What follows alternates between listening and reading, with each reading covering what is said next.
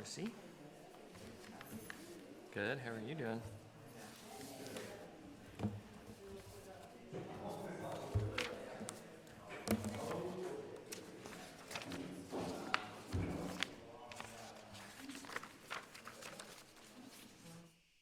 I like that shirt. It's cool. He's here. He's right there. I think he just stepped out for a moment.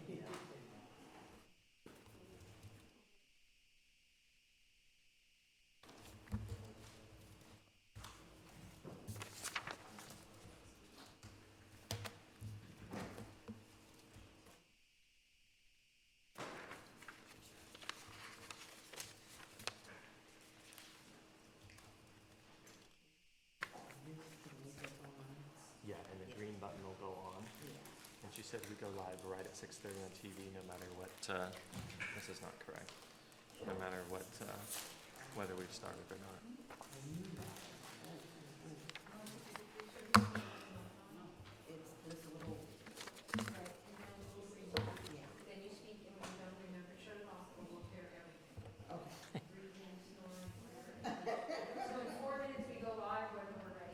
Thank you.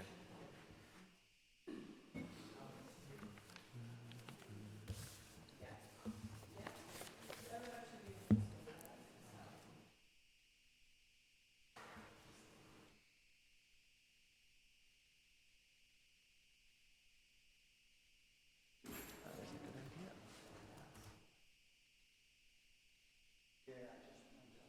619 549 2880. Thank you. Awesome. I think we should do this every month.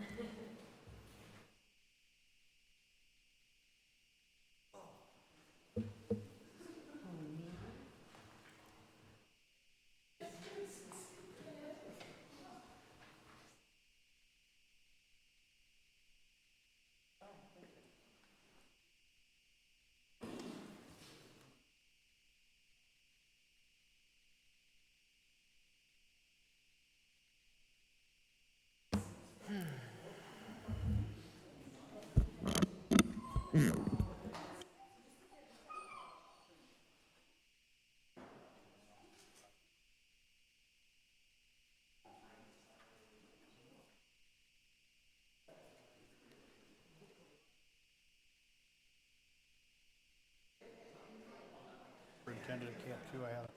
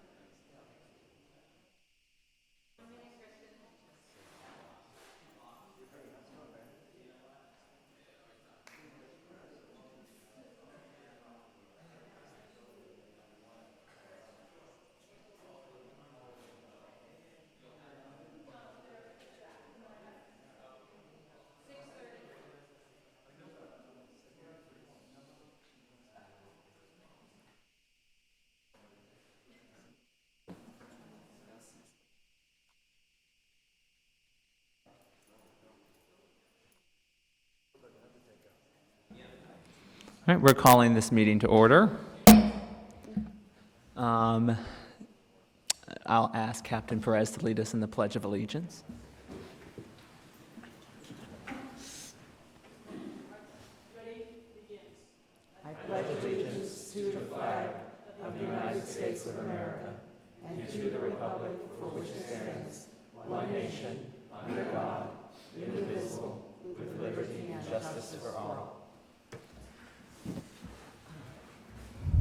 Roll call.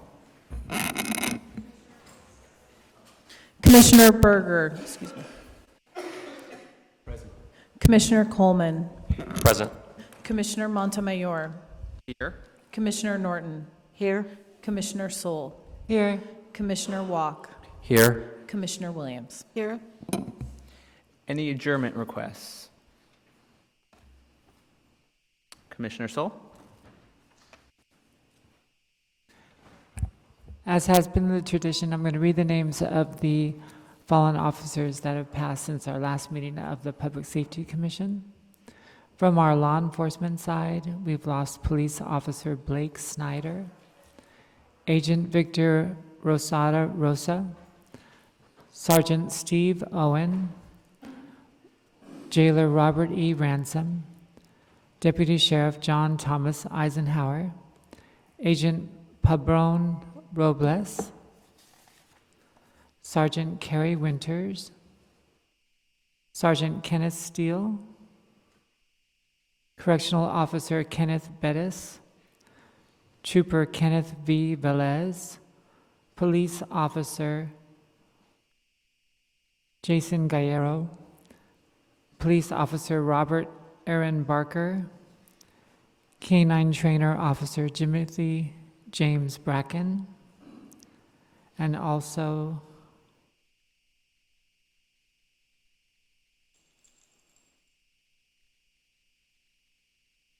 Police Officer Leslie Zarebny and Police Officer Jose Gilbert Vega. From our firefighter side, we've lost Fire Captain Yafet Miller, Battalion Chief Michael J. Fay, Firefighter Paramedic Sean McMullen, Firefighter Jerry W. Fix, Firefighter Christopher M. Leach, Fire Engineer Ryan Osler, and Fire Chief Engineer Daniel P. McCann III. Commissioner Norton? Thank you. Yes, I'd like to also adjourn the meeting in memory of F.M. Kutz, a longtime, very active resident of our community, who was the longtime vice president of the Veterans of World War II, Russian Veterans of World War II organization, and served for many years on the Senior Advisory Board and the Russian Advisory Board. All right, thank you. Approval of the agenda. Motion to approve. Second? All those in favor? Aye. Aye. Approval of the minutes. I believe Commissioner Norton had some edits. Yeah, just one.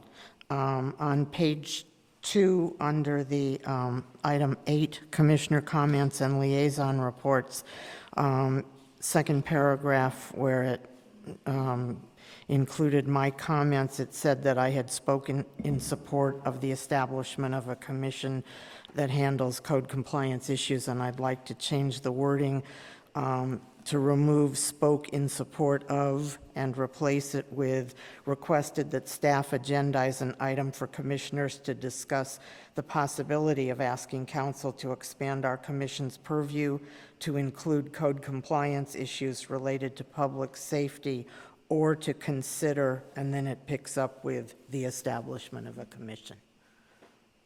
Any additional changes? I'll move it with that change. Second. All those in favor? Aye.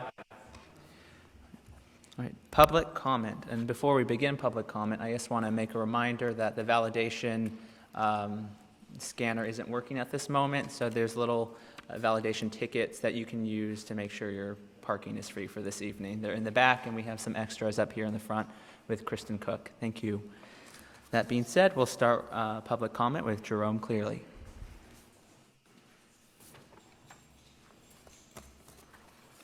Good evening, Jerome Cleary, 30-year resident of West Hollywood. I kept hoping that I wouldn't have to come back, but also living here 30 years, if any resident or visitor calls, even in the middle of the night, or the sheriff's department, I hope that the order through dispatch would get taken quickly with the address and a car would be deployed. And for a couple of weeks, things were getting better, and I was waiting to see whether it would change. So last Wednesday, October 5th, at around 4 a.m., there was a commotion and altercation in the parking lot of Terra Records near where I live. So I called the sheriff's department. A female answered, and I gave her the address. And then in the call again, she asked me for the address again a second time. And then in the call, when I asked for the tag number and how long it would take to get the patrol car, then she asked for the address a third time. And as I had told you before, I find it odd, maybe a second time to ask for the address, but when I get to the third time, I think something's wrong. Then she decided not to continue with the call, and she put me on hold without telling me. And then Deputy Holden, I believe, got on the phone call with me, and then we started from scratch again.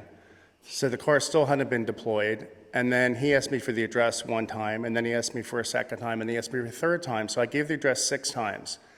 I find that unreasonable still. I like to make the call if something happens in the middle of the night and I'm woken up, that I can give the information and then get off the phone and go back to bed. But I find it weird in this situation that, again, just trying to give simple information, that it can't be taken really quickly or correctly, and then it's not dispersed quickly. So I don't know what else to say. I mean, I'm bringing this up again. And then also, I mean, Lieutenant Smith tonight, I'm sort of then, as the caller, blamed because I became difficult or belligerent, but I don't think that's fair either, and Laura Meister mentioned this to me too, if people listen to the call. My attitude only changed when it went south again, which has happened repeatedly over many years, as I mentioned before. So I don't think me or anybody else should be blamed if we get uppity or difficult when we realize that we're not getting the communication correctly just by giving what I thought someone was going to get injured. There's a commotion with 2 SUVs in the parking lot. There's a fight going on. I'm calling for the sheriff's department to come right away because someone maybe could get injured. But I had great difficulty trying to get this call through and get the patrol car up there quickly. So I don't know what else to say or how to deal with this in the situation because it's ongoing. And I don't know what the remedy is going to be. I'm assuming the captain and Lieutenant Smith have been training people. It did get better for a while recently, but again, we're having the same problem. So I don't know, for me coming here or going to city council or complaining about this or bringing it up again to highlight whether there's going to be any good remedy to get it fixed appropriately, because I think any resident or visitor calling at any time of day or night, and at 4 in the morning, I really don't believe there was much going on, that it can't be taken swiftly and correctly and right away. Thank you. Tom DeMille.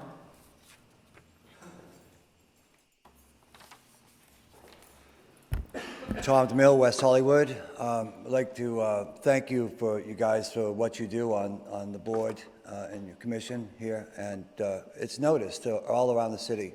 And I want to thank Captain Holly Perez, does a great job, and also the fire department, as well as the security ambassadors. The security ambassadors are a special kind of unit because they're right on the streets. They're right in with the people. Years ago, to help people living with AIDS and the prostitution that was on the streets, I'm talking 20 years ago, we would send out bike teams to interview people and give them condoms and stuff, and we would be in their face most of the times that they were out on the streets. And I feel like to deal with the mentally ill in our city, we need those same bike patrols going and interviewing all the homeless. And just because you're homeless, it's not against the law, but we should be able to take your picture, to document you coming into our city, to know who you are if we find you dead on the street, to know who you are if you're throwing rocks at people, or any of those things. I also, this is Public Safety Commission is on television, and it's important to, to think of 28 years ago when I came here. I really loved West Hollywood because everybody was so friendly, and so. And it's still the case today because when people see you out on the sidewalks, in the supermarkets and stuff, people from West Hollywood are very decent people, and we look after one another, and when we see something, we say something, and we help out neighbors, and we do things for one another in West Hollywood, and that's why I love calling this place home. But it's very important that we know that we're all in the same boat, we're all on the same team, and we need all the residents on our team also to ensure everyone's safety in the city. Thank you. Thank you, Tom. Michael Wojciechowicz.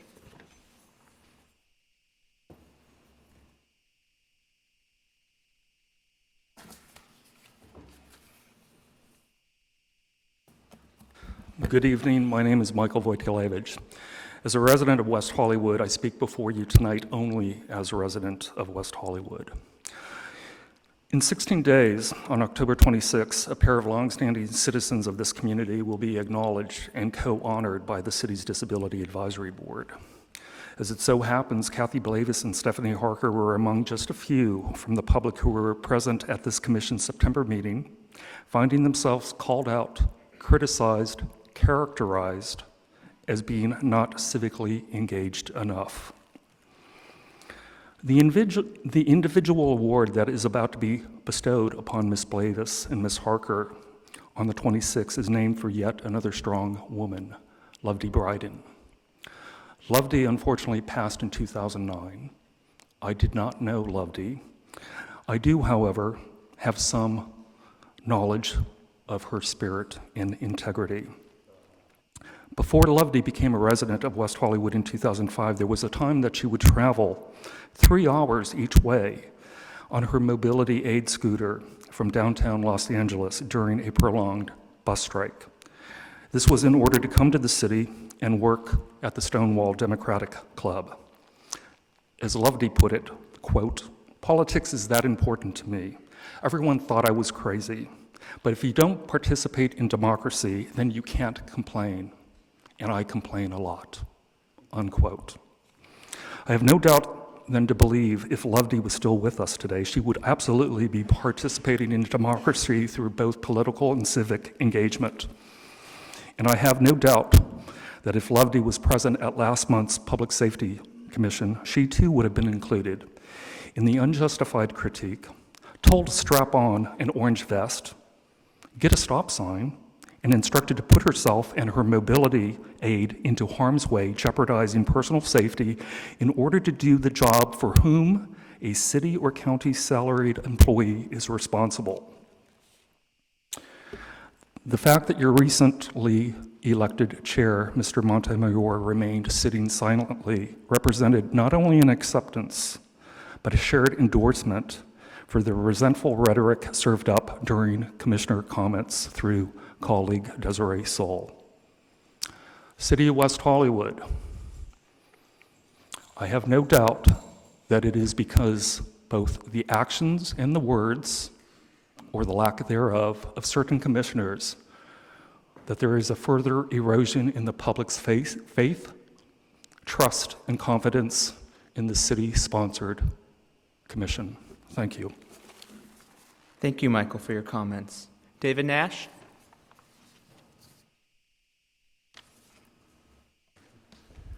David Nash. I've been a West Hollywood resident for almost 20 years. I have some special issues and special needs because I'm disabled. It doesn't look like it, maybe, because I'm not wearing glasses, and glasses don't help my legally blind condition. But I frequently use the crosswalks, especially the one near the fitness center, and I feel like as I cross one lane to the next, that the cars who see me coming see me as a target to charge ahead of. And I feel there's this race, get through before that you have to stop for the pedestrian. And I've never seen any sheriff's department officers citing anyone for crosswalk charging. And I'd like to see that. Also, up at this intersection, I was crossing the other day, and I listened for the audible signal. It clicked off, and as I entered the crosswalk, several cars charged me that were turning left from Santa Monica Boulevard onto San Vicente, and I've never seen that situation monitored, but I'd like to. because I get the feeling that it's sort of a throwaway, that people just accept that drivers are going to charge the light at the last minute and make those 4 extra cars go through in competition with the pedestrians. Mostly I've had really positive experiences with the Sheriff Department. I've known Dave Long for a long time, or pardon me, Dave Smith. I get you confused because I go back so far. I remember Captain Dave Long and Captain Linda Castro. Just on a couple occasions, I've had experiences that were less than I expected. And someone called and invited me from the city to a breakfast with Captain Perez. It was out on La Brea, I think, at 7:30 in the morning. And it wasn't a good time for me, but I asked and do request tonight, I'd sometime like to meet Captain Perez for 10 or 15 minutes and discuss some of the issues that I'd prefer to address privately and with someone in your position. So I look forward to better monitoring of the crosswalks and to see some sign that it matters whether you honor the light system and you're driving, you're not charging the crosswalks or the turn lights. And finally, I want to say we've had 3 people arrested at my building in the last few weeks for trespassing. And they were successful arrests after years because we had cooperation with the community policing organization, the Neighborhood Watch, and it took us a long time to get oriented with a letter of agency and the steps to get someone dealt with and physically removed from the property.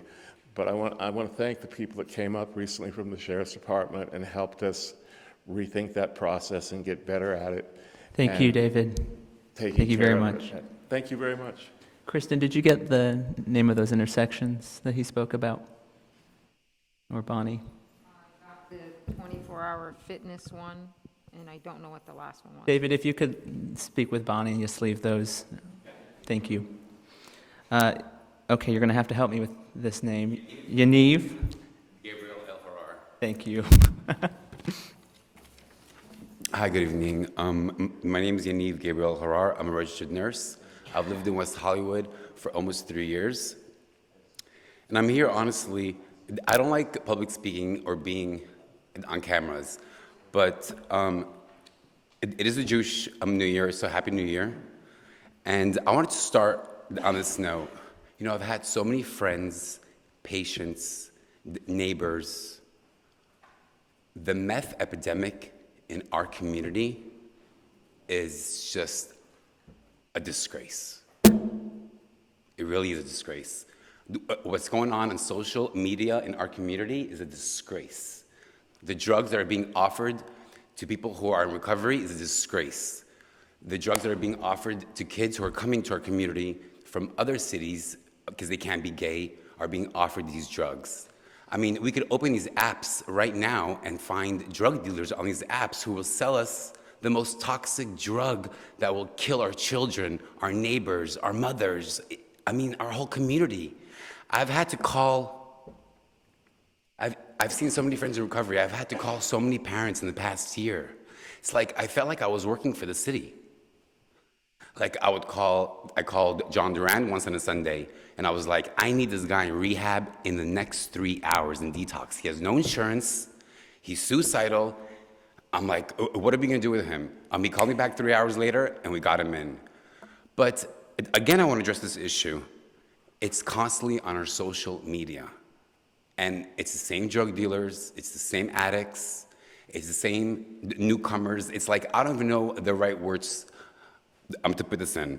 But I really beg the police department, the city, to really be conscious about what we're gonna do. I mean, even if there's a fear, or if we speak about it, and people know who go on these social media apps, that you cannot offer a drug that might kill you on the spot, that will destroy your home, that will destroy your job, that will destroy your family. I mean, this drug is not a joke.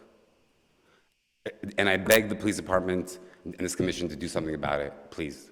Thank you.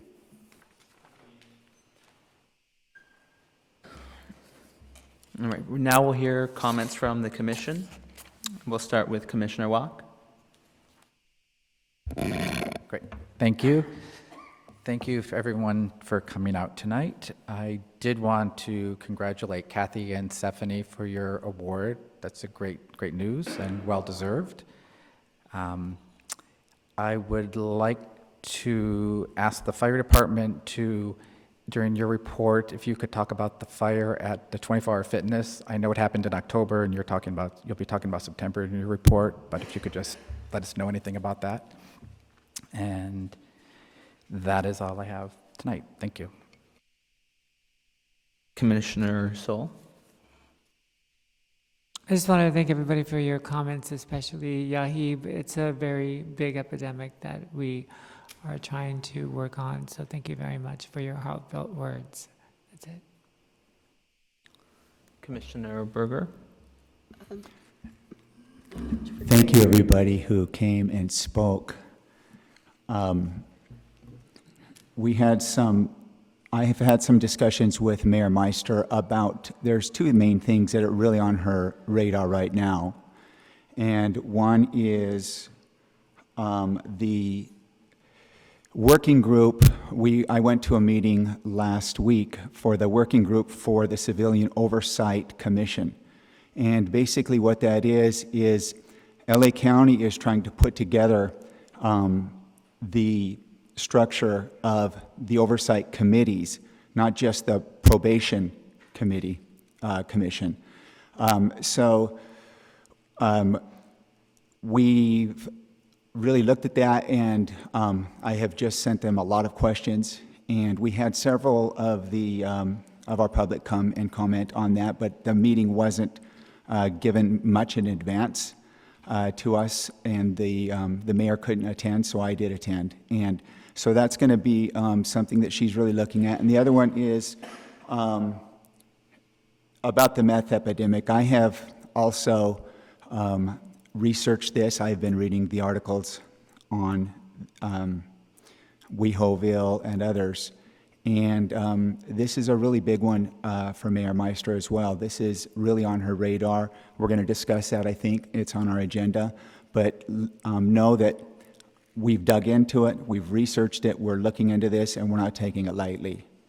The follow-up on last commission meeting, we had several speakers, and I was happy to know and hear that we did follow up with Luis Marquez.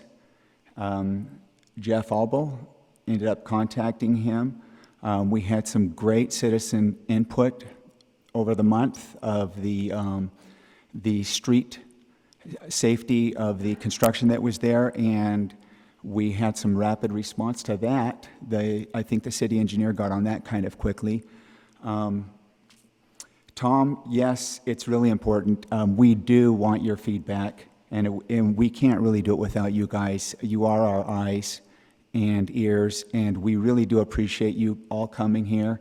It's not easy to be a public speaker here, and we do want to follow up with you. I have my card if you want to come up to me after, and I will follow up with you personally to make sure that you're heard and that we take something this to another point. That's all. Commissioner Coleman. Yes, thank you everyone for coming very much. This is the first time I've sat on this side of this dais, so it's nice to see a decent crowd here.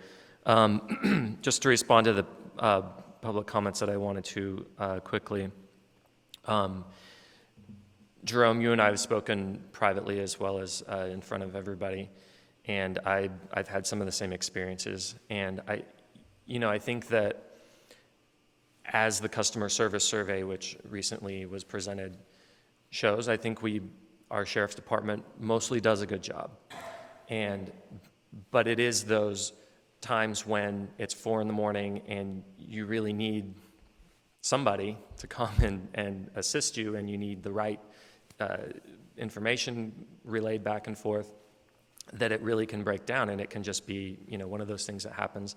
And I think if it happens once, it happens too much. So I know that they'll address that situation, and I appreciate you coming and continuing to bring these things up, because if you don't, there's probably numerous numbers of people just like you who just say, you know what, I can't take the time, I don't know what to do, I don't know who to call. So we really do rely on you and people like you who do come and speak up. So thank you for kind of holding our feet to the fire, holding the sheriff's feet to the fire, as good of a job as they do, and I think they do an excellent job.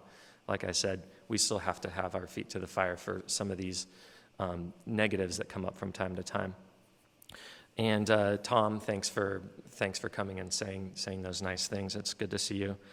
I also want to congratulate Kathy and Stephanie. Thank you. Sorry, on your award. And I personally love it when you guys come and speak, no matter what you talk about.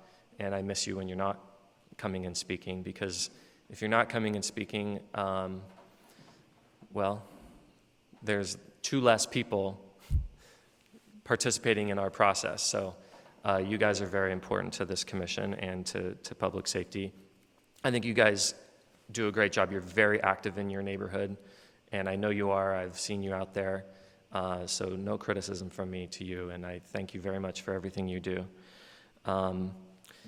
David, I'm so glad that you came and spoke tonight, because one of the things that I wanted to do tonight is request an agenda item for our November meeting, which would be to discuss our previously formed Joint Transportation Subcommittee and the issue of crosswalk safety. I want to put that on the agenda one more time and have a discussion about that joint subcommittee and what we do to actually make this happen. I completely agree with you. There are many crosswalks, and there are things in the works. For example, at the exact crosswalk in front of 24 Hour Fitness, that will soon be a signalized light that drivers have to stop in order to let people cross. But in the meantime, it remains a significantly dangerous crosswalk. So does the one in front of Yogurt Stop. So does the one right by my house at Laurel or at Hayworth and Fountain. And until bigger steps are made, I think there are incremental things we can do.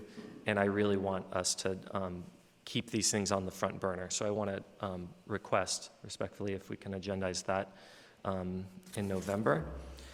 And Yaniv, very timely that you came tonight. On our agenda under the sheriff's report is we had requested that we discuss narcotics and the enforcement and techniques, et cetera, that the sheriff department uses. So we'll be having probably a bigger discussion in a little bit about that. I hope you can stay to hear that. Thanks for coming. Quickly, I attended the Captain's Walkabout, which was in conjunction with the Women's Advisory Board and some city employees. It was a lot of fun. We went up to Sunset and passed out the coasters, not the posters. Right? Yeah, just the coasters. So that was fun. Got to meet some people I'd never met before. I also attended, so at one of our, either last meeting or 2 meetings ago, we had a representative from the Friends Community Center come out, and that was, I think, at the request of Commissioner Berger. And it kind of, I think, was in response to some of the issues that have been happening on the east side with the transients and, some of the homeless centers over there. And they were one organization that stepped up and came out to kind of tell us about what they do. And they invited us to come, or we invited ourselves to come visit them, and I did.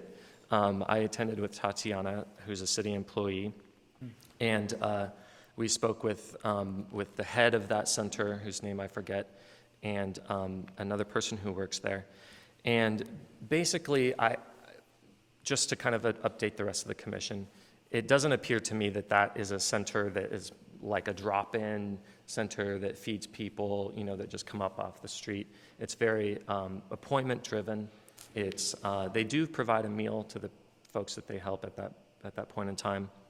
But I was actually very impressed. The people who, on the east side, when you encounter these folks who look like they're maybe on drugs or, engaged in illicit sex acts, et cetera, these are the folks who actually need the Friends Community Center. And if you feel safe enough, they should be directed to this center. And one of the things that really struck me, they gave us this magazine called Twacked, and it's filled with artwork done by their clients. These are people who, a lot of them are homeless, a lot of them are, really kind of at the lowest point of their life. And the artwork in here is just amazing. The creativity and the things coming out of their brains are just incredible. And there's potential. So, anything we can do, I think, to help promote folks getting help in that. They provide counseling, they direct people to the right programs, et cetera. They have kind of support groups and that kind of thing. This is the kind of thing, these people are not the problem, but these people are part of the solution. And they are right on the east side border. I'm going to invite them to the Neighborhood Watch meeting that's coming up on the east side as well, so they can meet some of the neighbors, hopefully. So I just wanted to let you guys know that I attended that. I also wanted to get an update on the mobile command post and ask for an agenda item on our November meeting, if possible, to discuss potential staffing levels and any needs that our sheriff department feels we might need regarding the mobile command post and its operation. If we can agendize that as well. That is all I have. Thank you. Commissioner Norton. Thank you. And I also wanted to thank everybody for coming. You are our eyes and ears in the community, and we really do appreciate the fact that you take the time and the effort to come and let us know what's going on and what your concerns are, so that we're in a better position to do whatever's necessary to help you or to see that the community gets the kinds of services that it needs and deserves. And I also wanted to congratulate Kathy and Stephanie. Everybody else who'd like to congratulate them should think about coming to see them get their awards at the Disability Service Awards event on the 26th. It's always a very moving and interesting event, and you are very worthy recipients, and I commend you. And I really don't have anything else to say at the moment. Vice Chair Williams. Good evening, everybody, and thank you for coming. It's appreciated. I do want to take a minute to thank and to congratulate Kathy and Stephanie for all they do, and especially on the east side. I know your commitment, and you definitely get the Disability Award from me because you saved me and brought me chicken soup when I was sick. So thank you. In regard to some of the comments, I do concur with a lot of what my fellow commissioners have said. Tom, I do agree with you. I remember when we had bike patrols, and they do work, and I know that they had a great relationship with a lot of the businesses along Santa Monica Boulevard. One thing that I would like to see, maybe Lisa can help with this, is there are a lot of people who don't understand what the letter of agency is. And I know we have one in our building, and it works. And maybe what we need is more education on what it is, what it means, and how the Sheriff's Department can access your buildings or your homes, et cetera. In regard to the crystal meth situation, I know that I agree Councilmember Duran is very interested in this. And maybe what we could do is, I don't know if the Sheriff's Department is prepared tonight to give us a report or any kind of an update on the situation. But I know that at one point he was having some programs, open community programs. We might want to consider that again. Excuse me. And in regard to the Oversight Committee, it's actually the second meeting that's been held here. And it was very well attended the first time. And I know that it's going to take a lot of discussion. There are pros and cons both ways, and so, you know, I think if there are any more community meetings, or I think it's very important for people to be involved and to hear the pros and cons on both sides. In regard to, I had promised a couple of neighbors of mine on the east side to give a special shout out and thank you to the Sheriff's Department for the decoy car that we had for a couple of weeks. Because of the nightmare on Santa Monica Boulevard with the traffic being jammed from Fairfax east, and it's down to one lane, we've had cars just speeding up and down our side streets without any regard to the stop signs. And they felt that having that car there was a definite decrease as soon as they spotted the car when they would come down from Gardner or turn from Curson and slow down. We thank you very much, and certainly would love to have it there. I know that you received one complaint, but I'll tell you, I've had about 50 or 60 attaboys on it, so thank you for that.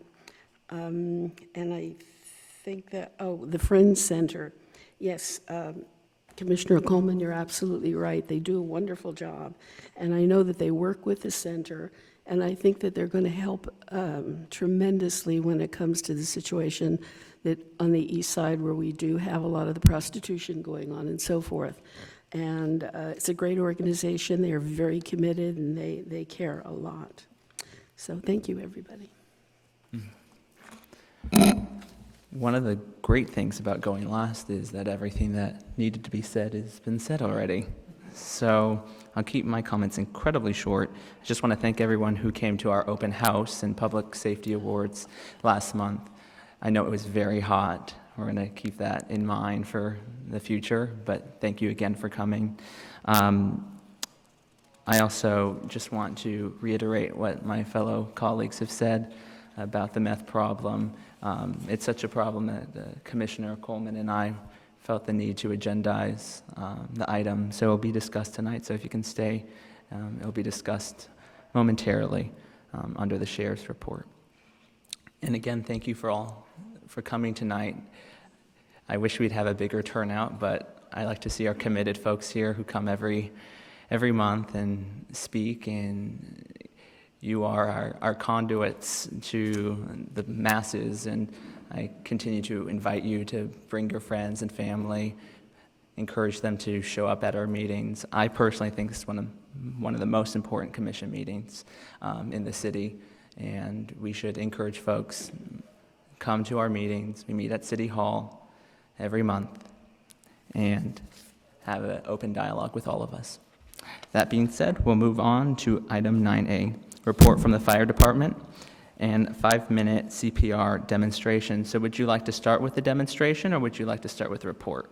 Yes, if you don't mind. We're very busy with the squads tonight, so we'll go ahead and we'll start with a 5-minute demonstration. Let's get them back to work. Firefighter Paramedic Aguilar and Firefighter Paramedic Cody, if you guys will come up and do a quick 5-minute sidewalk CPR demonstration.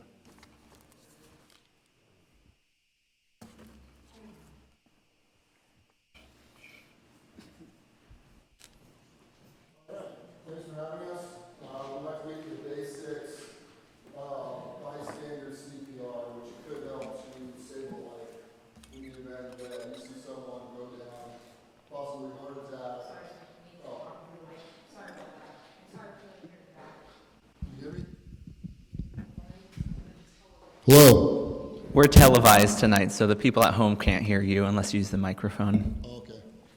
So like I was saying, we're here to give a brief demonstration on bystander CPR in case you happen to witness somebody have some sort of heart attack or lose function of their heart. So it's really basic. If you see somebody go down, like this gentleman here, the first thing you want to do before you start CPR is do a quick check to make sure they're not breathing. And so what we want to do is shake and shout. Shake and shout, try and wake the person up, and take a few seconds just to look for breathing. Now, if there's any chest movement, that you can see movement of air. We're not doing pulse check anymore. So what we want you to do as lay persons is just to look for breathing, shake and shout, and see if the person comes around. So at this point, if you don't see any sort of chest rise and fall, if you can't hear the person breathing when you put your ear next to their mouth, then what you're going to want to do is direct anyone around you to call 911. And if there happens to be an AED in a public place, if it's a gym that might have an AED, send someone to look for an AED and send someone else to call 911 so we can get there. The two things that save people in the event of a sudden cardiac arrest are early CPR and early defibrillation. Those are the two key things. So once you have determined the person is not breathing and unconscious, you want to start CPR. So you're going to take your dominant hand and lock it with the other hand, lock it together with the fingers of the other hand. You're going to go in the middle of the chest, and you're looking about nipple line, so right in the middle of the chest on the sternum. What you're going to want to do then is to begin compressions at a rate of at least 100 per minute, which goes to the tune of staying alive. Everyone knows that. And do hard, deep compressions. Don't be afraid of breaking ribs. That happens a lot. And don't be afraid of hurting them. If they're not breathing and unconscious, they're doing pretty poorly already. CPR has changed for laypersons, so we no longer do breaths. You don't have to do mouth to mouth. You don't have to do a pocket mask. You don't have to do any sort of ratio. What we want you to do is continuous compressions until you cannot do them anymore. If someone else is on scene who's able to take over, if you become exhausted, use whoever you have available. But we want continuous compressions until EMS, the paramedics, are able to show up and take over. So that's the basics of your layperson CPR. Thank you very much.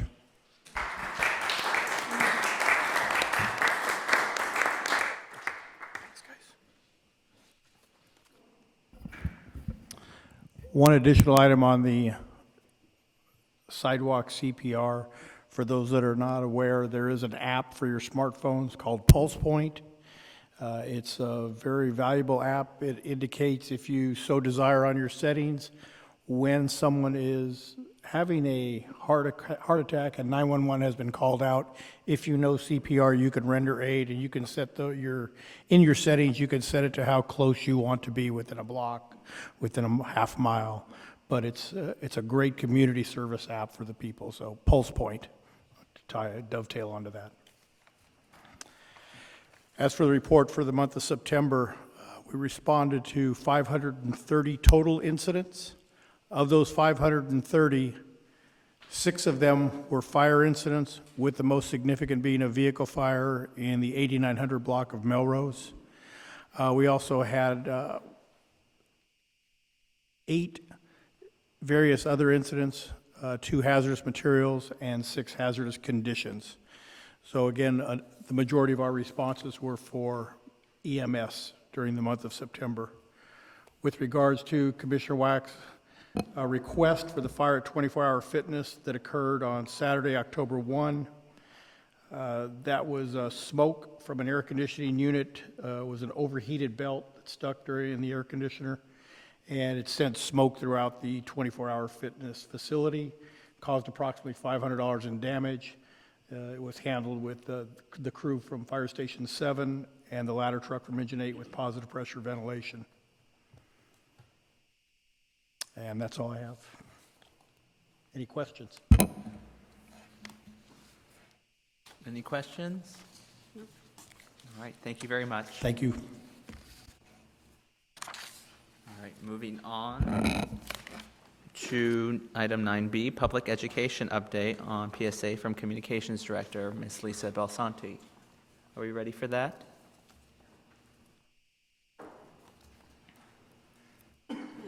Sure.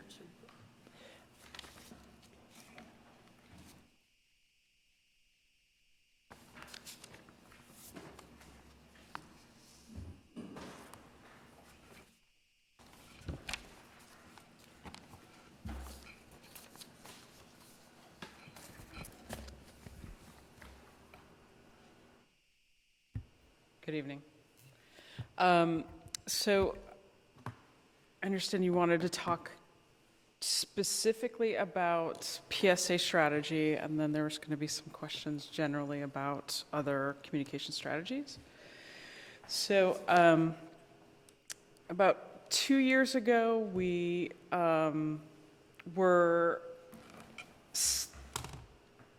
we had a couple of challenges in the community in getting the word out about some public safety issues, specifically around crosswalk safety. And crosswalk safety, in our assessment, was something that is fundamental.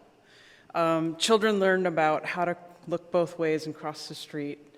And everybody knows what those fundamentals are, but we needed to figure out a strategy to penetrate our key demographics in the community who were distracted by visual noise in the community, distracted by the use of smartphones, and also look at how drivers may be distracted by these same elements in the community. So we broke everything down and worked in complement with some infrastructure that was coming up through some of your efforts and some of the Transportation Commission's efforts to address this on a three-prong approach, which was education, engineering, and it was the 3 E's. I forget what the third E is now, but it's gonna come to me. So, Kristen, you remember what 30 E is? Enforcement. Enforcement. That's Kristen's department and these folks' department. So we really came at it from a multi-prong approach. One of the legs of the education component, along with media relations and earned media and paid media through advertisements, bus shelters, you saw some of those, was the use of a public service announcement. With the explosive growth of social media channels like YouTube, as well as the rise of social media celebrity, one of the ideas that came from council was to partner with a YouTube star and use that person's reach on social media to find our folks who aren't easily reached through a bulletin or a press release. They're not picking up the local newspaper and reading what the latest public safety tips are. And they're certainly not going to our publication racks and picking up those tips as well. And we found that model worked quite well. We have seen like almost 2 million views on the pedestrian safety video. And we've duplicated that model for a couple other campaigns and have seen a huge penetration, most especially on social media. We find that our largest demographic in the city is folks who are between the ages of 24 and 44, and they're almost exclusively on social media. And they are very generous. They like to like things and share things that they think give them social media credibility. So we try to meet them where they're at and provide them with the type of content that makes them influencers and makes them look like they know what's happening in the community. And that's been our model ever since. We have done fewer, more conventional public service approaches, which are more geared towards our audiences on our cable channels. We are on Time Warner Cable, and we're also on AT&T Uverse. But as social media has risen, we find that content on our cable channels in the most traditional terms through a traditional television is on the decline. So we've really been gearing our efforts to more of a social media audience, and that's been our primary strategy on public service announcements. Make them quick, quirky, digestible, provide information that is fundamental or topical, so that folks who are out there really can grab onto it and share it quickly, and also give us the added benefit is that we usually are included in that social media, and our reach through our city social media handles rises exponentially with that. That's been our approach on public service announcements lately. Would you mind giving us, or are there any questions on this strategy? I was going to have Lisa run down the idea for a potential new video. So I have spoken to Kristen Cook on a number of occasions that the commission, as well as the council, is desirous of addressing some of our most persistent public safety challenges through additional PSAs. Kristen was able to include in the new 2-year budget that went to council in July of this year a line item for a public service announcement. We discussed in our department, the communications department, what we might use.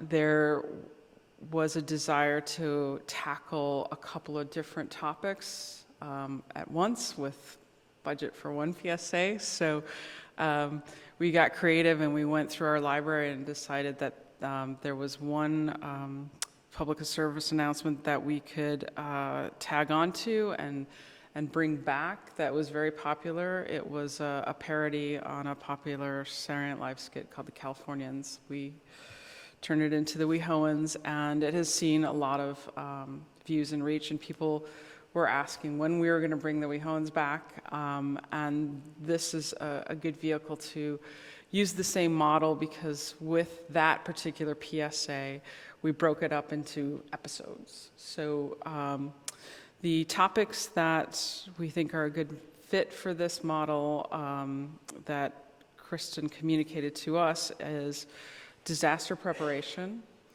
If any of you have seen it, you can Google it at home too. It's called The WeHoans. It'll come right up. That the third and final episode was an earthquake. So we can pick up with those popular characters where we left them after the last aftershock ended, and they have a renewed awareness of disaster preparation. The second topic is something that our sheriffs struggle with and you struggle with in education. That is those crimes of opportunities that can be easily thwarted with a bit of also some preparation and prevention. Examples like cell phone thefts when people are out and about, or leaving items unattended in a vehicle. Those all can be easily prevented if people have an awareness of the dangers of leaving those things out and open in the view. Also, like people, leaving their bags on their chairs as they're out and about in the community are also things that we can use for that message point on crimes of opportunity. And the third one is a little tricky, but we think we have a good handle on it, and that is tips on how to enjoy our nightlife safely, be aware of your not leaving your drink out where people can put things in it that can render you a little helpless, or also having a strategy. If you come with a friend, stick with that friend. Don't leave someone behind that you've arrived with. So that is our strategy to look at these crimes of opportunities, disaster prep, and just general nighttime safety. Vice Chair Williams. Thank you, Lisa, and congratulations on the Emmy. That was a Thank good you. one. Thank you. You did bring up some issues that I'm sure that Bonnie had discussed with you regarding the meetings that we've been having with the Women's Advisory Board on women's safety, and I want to thank you for addressing those. Commissioner? Yes. I like the YouTube hits so that we can tell is one way to measure the effectiveness of this. Is there a way that we can tell are those hits local? Are you able to tell where those hits are coming from?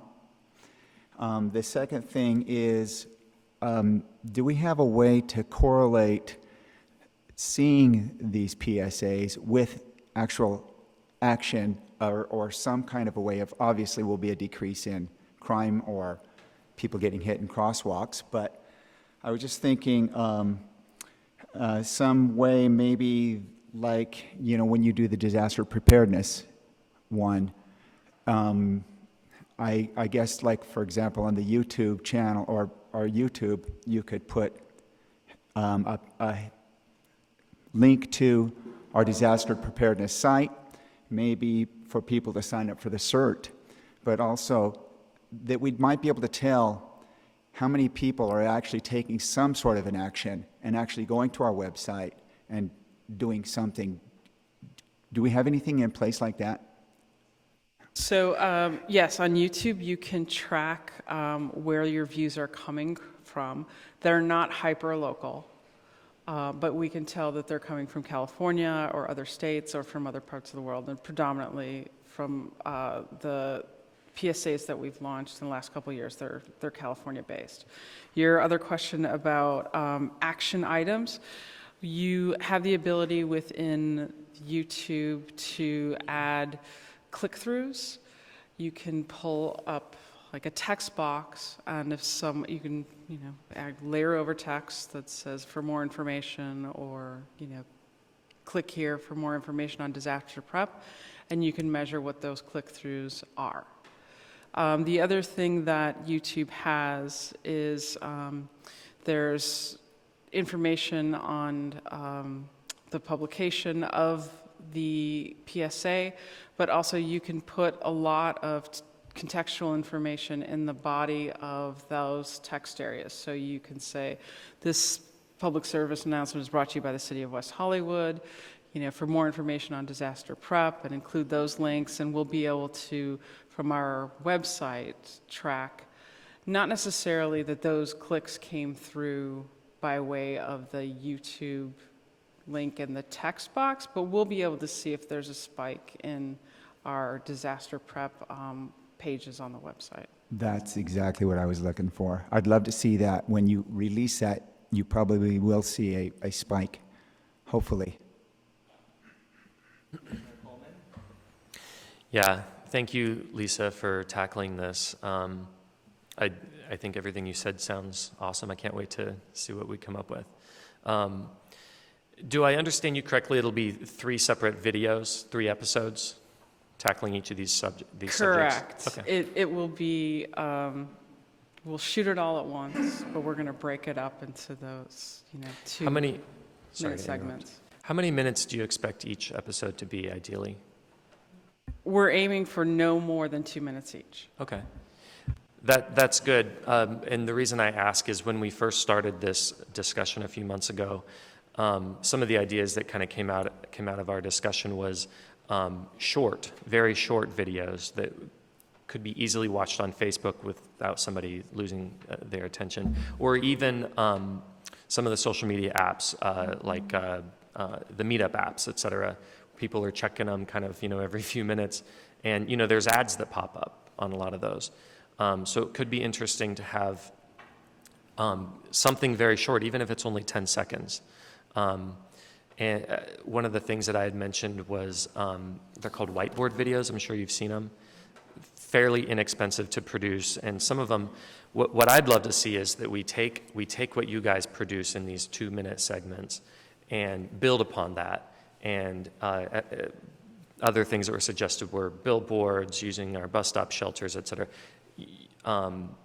having something play in the pickup line, where we have a captive audience, putting ads on Grindr, on Facebook, on some of those types of apps that pop up, and people will see something that even is only 10 seconds long, but that reinforces the message they may have seen in the longer 2-minute video 2 days ago, but then it pops up in the moment, so it's fresh in their memory.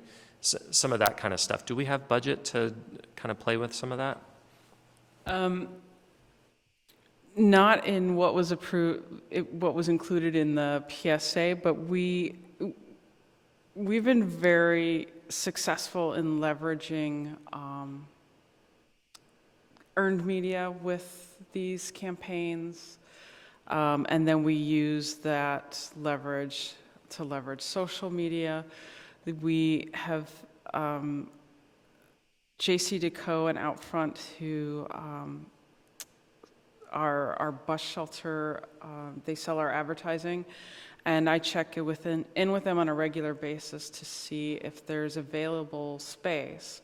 So when you do see city advertising, most of those are giveaways from JC&Co because they have available space. And what we do is we build a catalog of ongoing campaigns that are evergreen, and we overrun bus shelter ads, so they have them at the ready and they can put them up whenever they have space. And the production of those is not that expensive.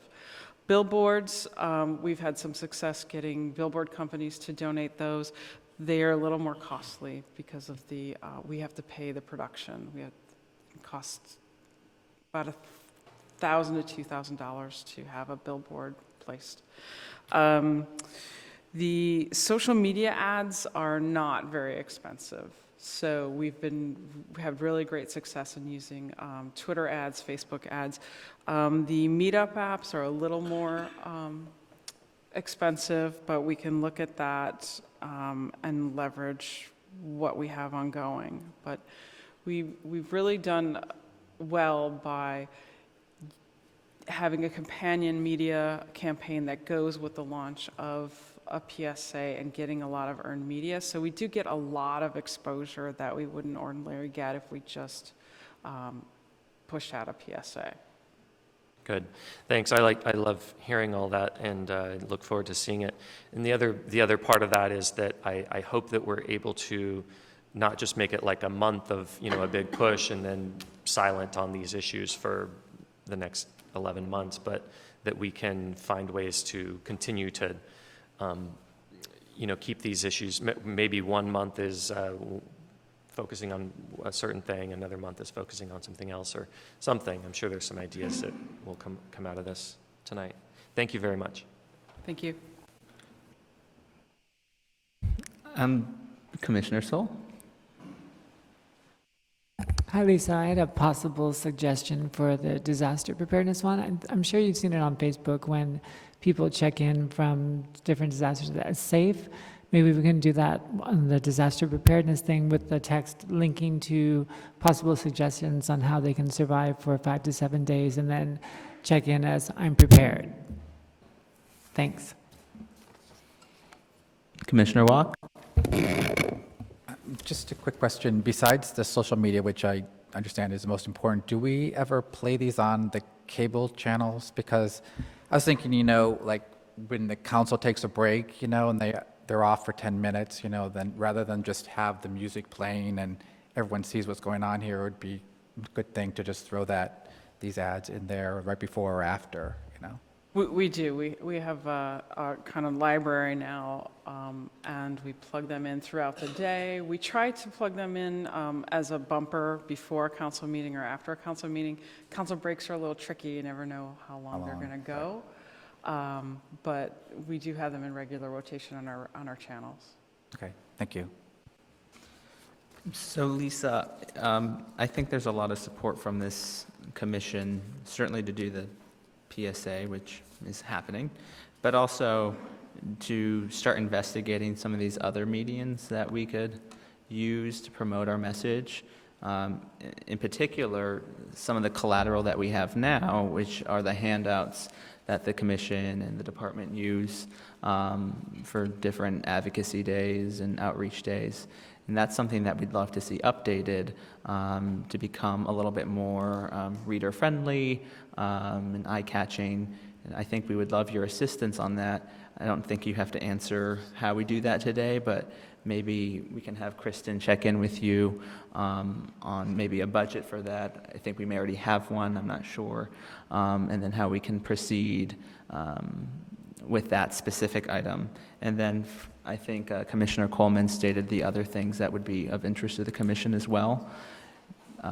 I think we'll take your lead on this. You're the expert on this. So whatever strategy that you want to lead with, I think we would trust. I think we just want to think about what else can we do, just to state what he said earlier. You know, we don't want it just to be one push one day. We want this to be something that is a continuous message throughout the year. We already have some of those impact days with drunk driving and our walks with the captain, but something more visual I think would be incredibly helpful for the purposes of this commission. Commissioner or Vice Chair Williams. One other thing that we did discuss, and I don't know if it was passed on to you, was with the visitors that come to West Hollywood for the hotels. If we could maybe have a one-page informational sheet that would say what to watch for, what to do, what to not do, that would go into the packets that the hotels usually put out to their guests, you know, telling them what restaurants to go to, bars, and so forth. That way we're reaching those new people that come to West Hollywood. Look at that, we could talk to Visit West Hollywood about that as well. The other idea that Commissioner Coleman had mentioned earlier was the pickup line. You know, how can we utilize that as an opportunity to communicate with some folks? Obviously, that's tricky. It's nightlife. What's the attention span? But you know, a conversation we've been having is it possible to put some monitors in the pickup line and play some of the videos that you're working on? They're short enough, they're fun enough, they might be a message that will be taken at the right time, right before someone becomes too inebriated. So that's something to consider, and maybe you can assist with that with Kristen. We can talk to transit services about any upgrades or retrofits to those vehicles. I know they're classic trolleys, so they don't have a lot of bells and whistles. I said trolley and bells. The other thing I wanted to tag back on is, you know, we are looking to make our short form videos even shorter, to address what Commissioner Coleman said, those, what's the 10-second version, what's the 30-second version. We're also wanting to have subtitles on everything, not just for people who are hearing impaired, but we know that social media users will watch a video without the volume on if they can read what the messaging is. So we're looking at incorporating that into everything we do too. And the Only Yes campaign's been really successful. We got a bonus gift. Somebody who's attended one of the events has created some of those short block videos that we're going to start pushing out on the Only Yes campaign. Great. Any additional questions? Commissioner Coleman? One more, and you answered part of it when you talked about the subtitles. I was just going to suggest that when Estevan mentioned the pickup line, it reminded me, because they're playing the music, et cetera. I can imagine if we do something in the pickup line, we'll do it without the audio. And it reminded me that we also had spoken of, and I think it had been actually offered by, for instance, the Abbey, because they have video monitors in their club, in the bathrooms, and Revolver has the same. I'm sure others throughout the city have similar setups where the audio wouldn't be playing, and if they're agreeable to play some of these messages in their club, the tags or the subtitles would be helpful, so people know what's going on with that captive audience for 20 to 30 seconds at least, usually. That would be, that's a great suggestion. We do also go out to the Gateway for use of their monitors for some of our PSAs. There's also a digital board on the One Oak site that we've had success in placing some of our stuff. So that's kind of like in our rotation of free or no cost, low cost advertising. Any additional questions, comments? Thank you, Lisa. Item 9C, report from Sheriff's Department, monthly report and highlights from the 6-month report to City Council and narcotics-related incidents. Good evening, Commissioners and residents of West Hollywood. I'm Lieutenant Smith. I'm going to start off with a little stat report before Captain divulges into her 6-month review.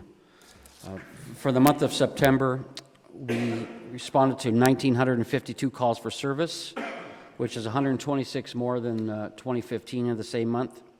We made 65 felony arrests, which is 18 more than last year's September. We made 162 misdemeanor arrests, which is 8 more than last year's September, for a total of 36 more arrests for the month of this September compared to last year. Obviously, that shows that the deputies are being very proactive out in the field and still responding to the numerous calls for service, which were routine calls for service were 1,564.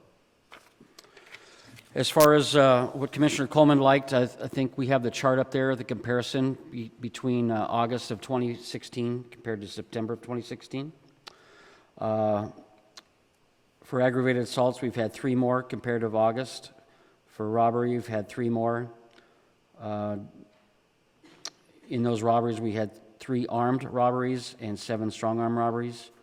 We've had 9 more burglaries, which includes 3 more residential burgs and 6 more commercial burgs. For the types of thefts we have grand theft, vehicle burg, and petty theft. We're actually down 6 for those from the month of August. So for the total month of September, we've had 166 Part 1 crimes compared to 165 in August, the month before. The pickpocket thefts, unfortunately, the Abbey still leads. They had 5 for the month of September. Mickey's had 3, and Rage had 0. Fiesta Cantina had 0. One Oak had 0. Flaming Saddles had 1, and the Mother Lode had 1.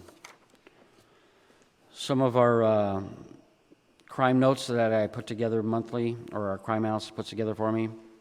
We had 15 victims of aggravated assault where we made 5 arrests off of those. We had, like I mentioned, we had 11 total robberies. We had 7 arrests out of those 11, which is very good odds. As 5 of them were strong-arm Estes robberies, and we've explained what Estes robberies are, so it's good that the deputies are responding to those calls quickly. The people are calling us, and we're getting there quick to make those arrests. Vehicle burglary, unfortunately, we still had 24 vehicle burglaries for the month of September. Out of those 24, we had 17 of the window smash types. And obviously, that's something that the PSAs can go out and advertise. Lock your stuff down. There's too much stuff still left visible, and these crimes of opportunity are still taking place. So 17 out of 24 is still that high ratio for that.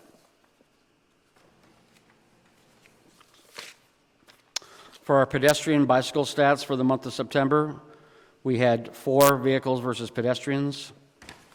And they're listed at 1 at Orange Grove and Willoughby. The driver was at fault. September 17th, La Brea and Lexington, the pedestrian was at fault.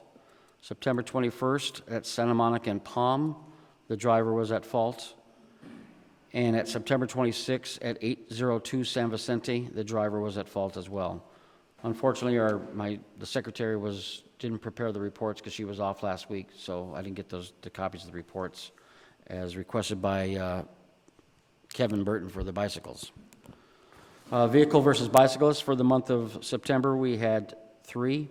1 at Lexington and Curson. That was a bicyclist that ran a stop sign. September 12th, Santa Monica and Sweetser. The driver was at fault for making an unsafe turn in front of the bicyclist. And September 24th, La Cienega and Melrose. Bicyclist at fault went through a red light. Our DUI stats for the month of September, made by West Hollywood Deputy personnel. We had 4 total DUI arrests, 1 at 847 Huntley, 1 at 8280 Sunset, 1 at we incorporated Universal as well, so we have one at Universal and one in the 900 block of Sierra Bonita. We had 3 DUI collisions involving drunk drivers, one at Huntley Drive in Santa Monica, one at 8280 Sunset, and one at Sierra Bonita and Willoughby. And some of the topics that you folks brought up, the crosswalk sites, I will have those for the last 2 months for the next meeting for you. The deputies continue to write those. We haven't done a crosswalk operation in a couple months, but the last time we did it, we wrote close to over 100 sites that day for those. So deputies are still monitoring our motorcycle officers.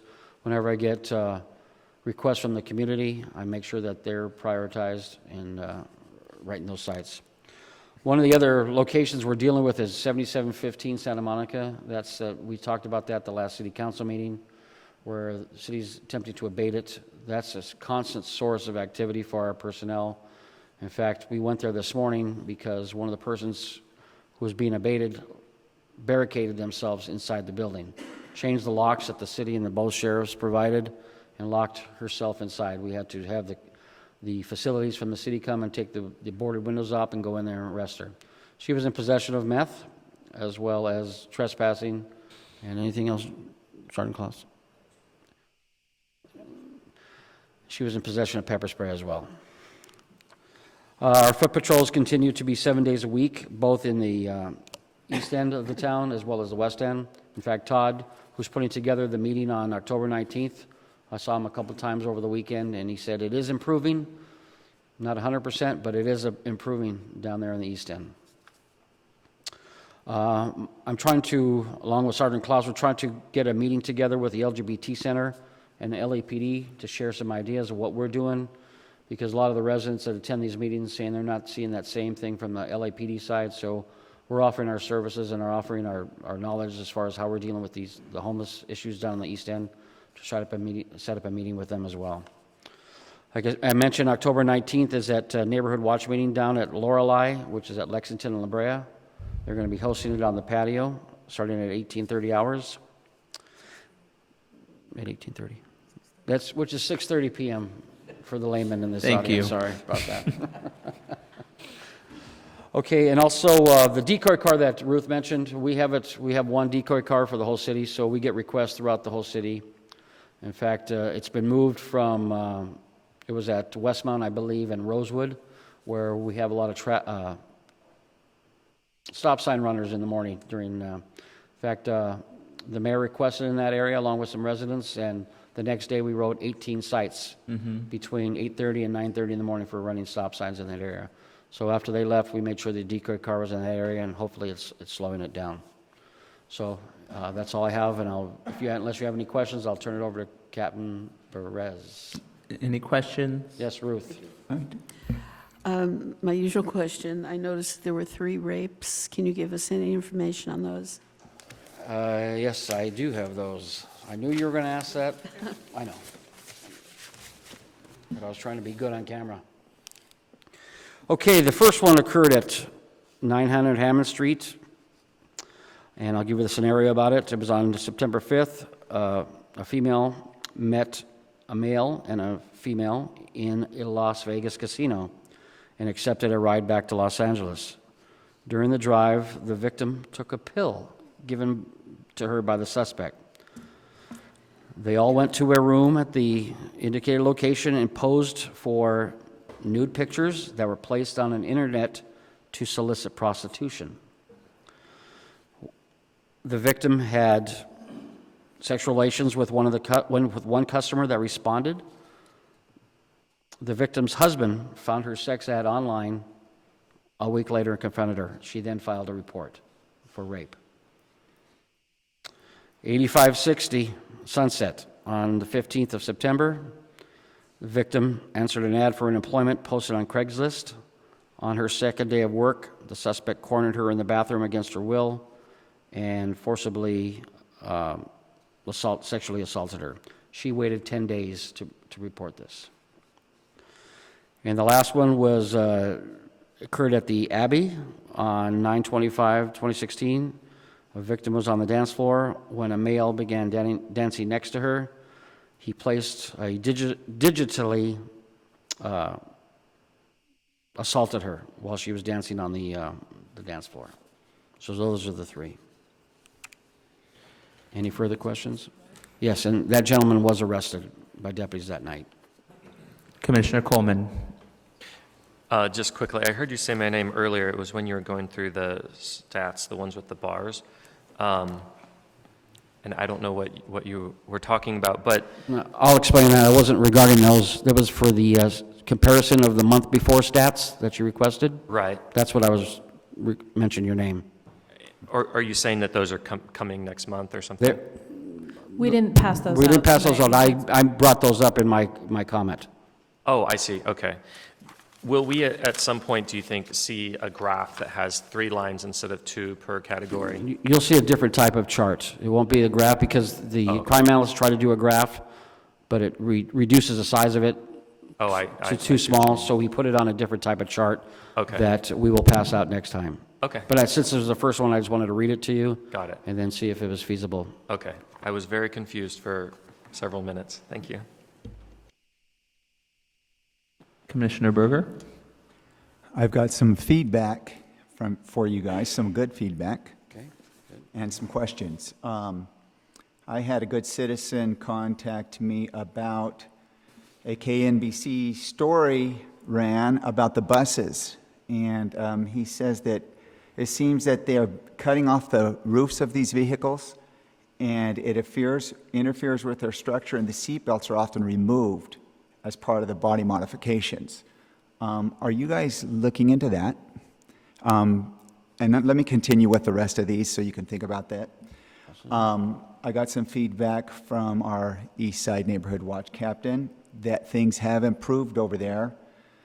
He would have liked to make it to this meeting, but he couldn't make it this time. And he thinks it's due to the increased police presence we have over there, the block by block he mentioned specifically, and the businesses that have had to hire security guards over there seems to improve things. But his concern was the Avalon and the Domain, those big buildings that are coming up over there.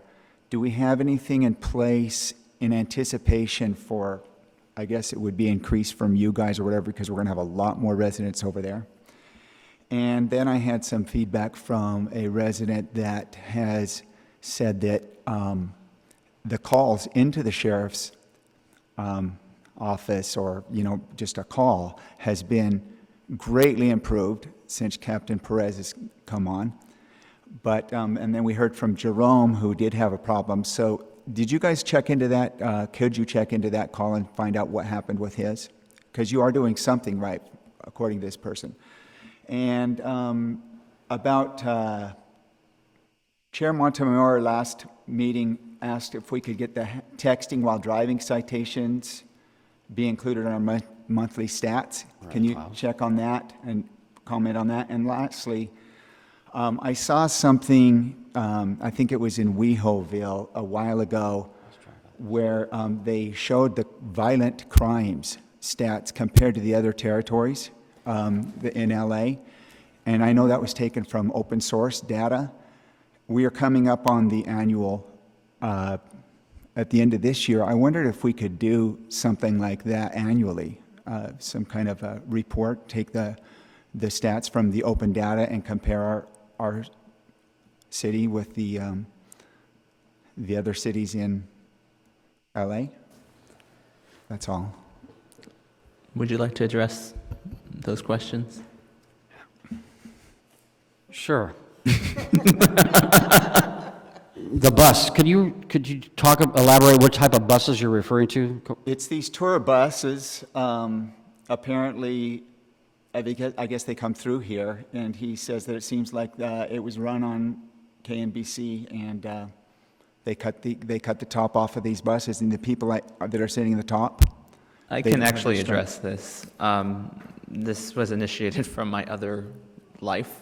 Councilmember David DeRue's office. We have an issue with tour buses, overweight vehicles, and In terms of the buses that do not have, are open air, that is actually a federal issue because they're not complying with federal law. Most of these vehicles shouldn't be contorted in this way. A lot of the tour buses don't even have seatbelts in them, which is obviously a safety issue. However, local law enforcement doesn't have jurisdiction over that. State law does with the California Public Utilities Commission, and the federal government does, the Federal Transportation Department, in regards to ensuring that these operators comply with law. So we are working with Senator Dianne Feinstein and Congressman Adam Schiff to expedite the federal department's investigation into over 20 operators in Hollywood. It does affect West Hollywood because a lot of these tour bus companies come through our city because obviously it's a very popular place with a lot of tourist destinations. So I'm actually happy to update you as that progresses over time. But it is out of their hands, unfortunately. It's out of the city of Los Angeles' hands. We've been pretty frustrated by that. Okay.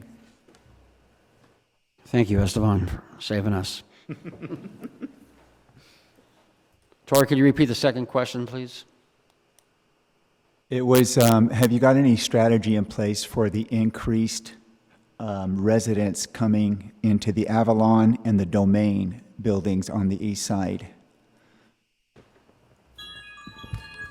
Well, as far as our staffing at this point in time, it's going to remain the same until otherwise changed.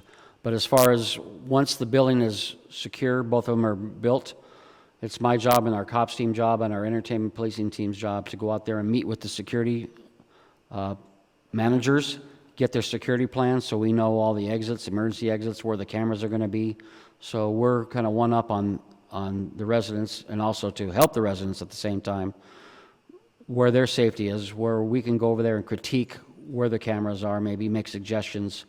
If there's enough lighting in the sub-garages where the parking's going to be, lightings in the hallways, etc. So at this point in time, that's what we can do.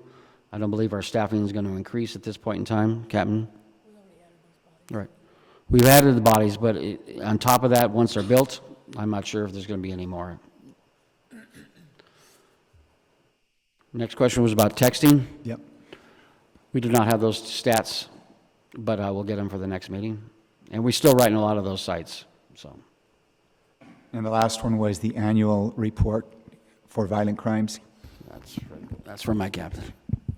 What open source, because we get our stats from the federal government, and that's probably more accurate than any other source that I can think of, and they do a comparison by population of cities, not, we wouldn't be comparing ourselves to cities that were larger or smaller, it would be the same size cities. So in that regard, West Hollywood is still one of the safest cities in California. Well, it's data.lacounty.gov is the open source. I'll have to look at it. I can send it to you. Okay, that'd be great. And I'll send you an example of the possibility if you guys could think about. Okay, because we do an annual review for my executives, so I can't imagine that the stats would be much different because they have to be accurate, obviously, for the sheriff. So I'll compare the two, though, Tori. Okay. I think the difference with open data is that you would upload all the information for the public's sort of usage. I think we already see that with WehoVille Commissioner from the Transportation Commission has WeHo by the numbers. I can't remember his name at the moment. David Warren, thank you. He does a very good job at that. The county and the city of Los Angeles, they both have these platforms. I think it might be pretty easy to do. I think I've seen other cities do it with their sheriff's department, cities on the east side. So, okay. Yes, Vice Chair Williams. Yeah, I think if I recall, and Kristen may remember, we tried a few years ago to try to get more accurate stats, but we had a problem because of the zip codes. We share some zip codes with LA, and 90046, I believe, 90038, 90069. So we had a problem pulling information accurately. Okay. I can check on that. Maybe just report back to us. Okay. Any additional questions on this past month's report? All right, we'll move on to Captain Perez on her highlights from the 6-month report and narcotics-related incidents. For the overall, for the 6-month period, we're talking January through June, Part 1 crimes were up 13% over 2015.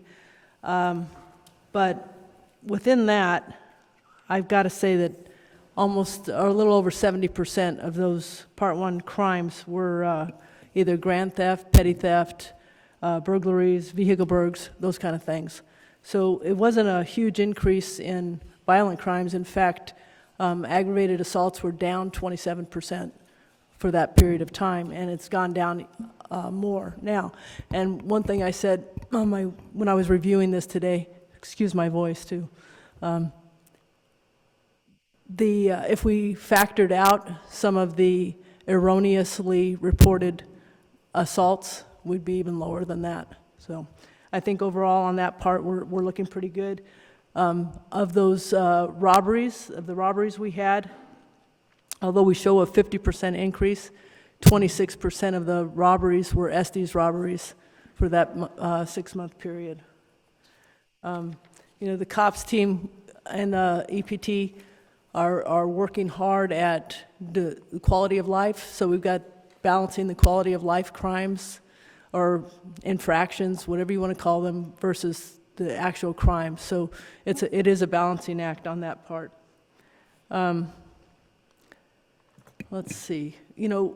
I was really pushing out the message about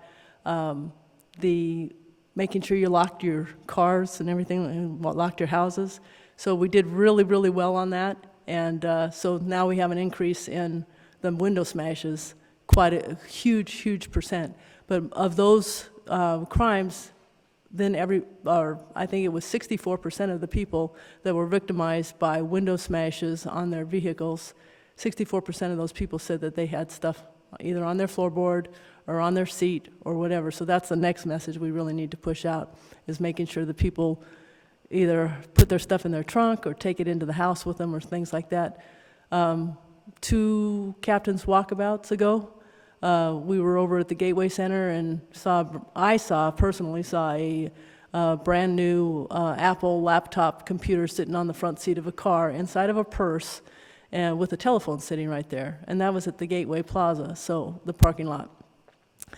Recently, we had a couple of window smashes over there because it was an easy target. So I think that's the next message we really need to push out on that.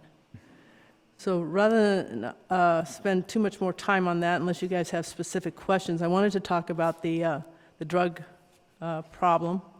We've been working with our narcotics detective, and in fact, she was interviewed by WehoTV, and after that, we all kind of sat down, and we've been really trying to come up with a plan of attack. And I have an email from her.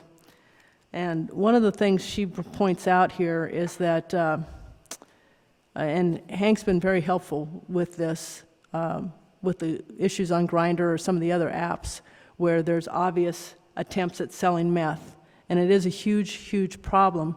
But what I thought was interesting from this detective's point of view was that it's more than just a drug problem. She feels it's I want to make sure the psychological reason that people are turning to meth. She's very concerned about that. I mean, most detectives, all they care about is making the arrests. They don't care about the underlying issues, but she really does care about the underlying issue. And cracking that and getting into being able to make a purchase is very difficult. And I've sat down with her and her sergeant and the lieutenant and the captain of Narcotics Bureau, because everybody realizes what a huge problem it is. And it's not just here, it's a lot of different cities are dealing with this. But one thing I can say, and just in comparing stats, so last year we had 46 arrests in the 6-month period for meth. So that was January to June of 2015, 46 arrests. This year, in that same time period, we had 105 arrests. Is that for possession or Possession, possession. And then sales, it's not that much of a difference. We had 5 arrests last year for possession for sales and 9 this year. So it's almost doubled on both. But You know how these arrests were made? usually what happens, or what has happened traditionally, is the deputies will make a traffic stop or get a call of somebody acting erratically or in a bizarre manner, and they'll respond. And then that person will be in possession of drugs. Sometimes those people will tell the deputies where they got the drugs from, and then the deputies will do a rollback and make the arrest. So that's a very effective way.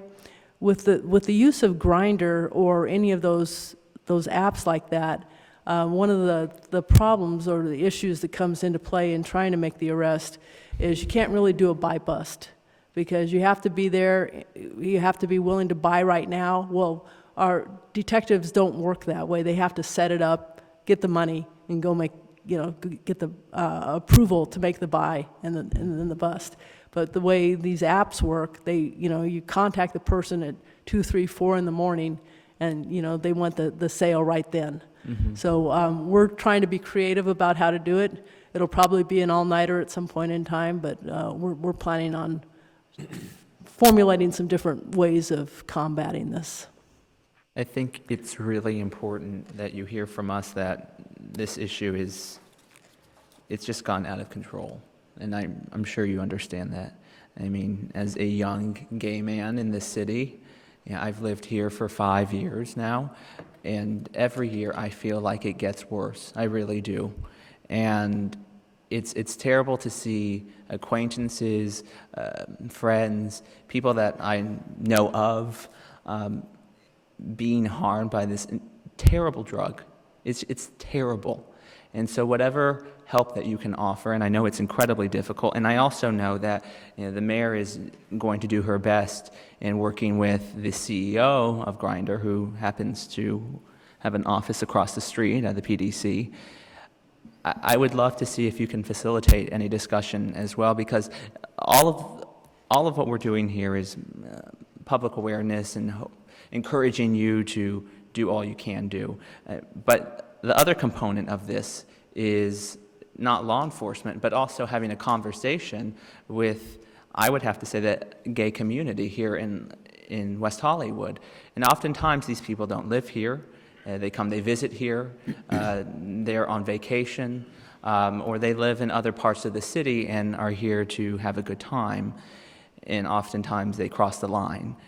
And I don't think we want to start to sex patrol people on Grindr. I think that would be quite dangerous. However, I think we do need to make it clear that the city wants to take care of our own, whether they live here or not, and we need to ensure that folks who are susceptible to this sort of dangerous behavior are looked after. And so whatever strategies you can provide, I think we're going to be having this conversation probably citywide in the city council, and I'm sure you're going to have to address it there as well. I think Commissioner Coleman and I wanted to start the conversation here just to get your brain turning already about it and see what you had to say. We've had a few meetings and a few teleconferences about it already, so everyone is on the same page with it, and everybody realizes it's a problem and one that needs to be addressed in some creative ways rather than traditional policing ways. So we are working on that. Thank you, Captain. Commissioner Coleman. Yeah, thanks for coming and speaking about this. And I'm ever so thankful to Hank Scott at WehoVille for bringing this up, really, because it's something that I think has been on a lot of our minds for a while, and he brought it out into the open in a very clear way, which got this conversation started. And it made me remember 2 or 3 years ago I met the narcs that we had at that time. And I don't think that they're really stationed here anymore. I'm sure that Prop 47 changed that, since possession is no longer a felony, it's a misdemeanor only. So I remember asking them at that time how they went about finding sellers. And I asked if they'd ever heard of Grindr. They had not at that time. 2 or 3 years ago. They said that they used Craigslist to find people and, you know, try and track them down, go pretend to make a sale or whatever it is, however the legal way that detectives can do that. And I was astounded at that time that they weren't using the current social media ways that other people who want to buy it are using daily, nightly, overnight, every night. And it just kind of fell off my radar for a while, but this brought it back up. And so I'm glad to hear that. So when I thought of having this discussion here, it was not necessarily in the terms that Hank wrote the article where, you know, why is Grindr allowing certain terms, et cetera, to be used. It was more, I wanted to focus on the law enforcement side and are we using these tools to our advantage so that we can find the sellers, people who are selling it, and at least do our best to eradicate that from our city borders. Right. As much as we can. And the other thing that I'd like to hear from you is what kind of enforcement is done in and around the clubs, the nightlife clubs. And I can tell you, just as a person who is not in the scene, but you know, has friends, and I go out sometimes, et cetera, there are people that know where to buy whatever.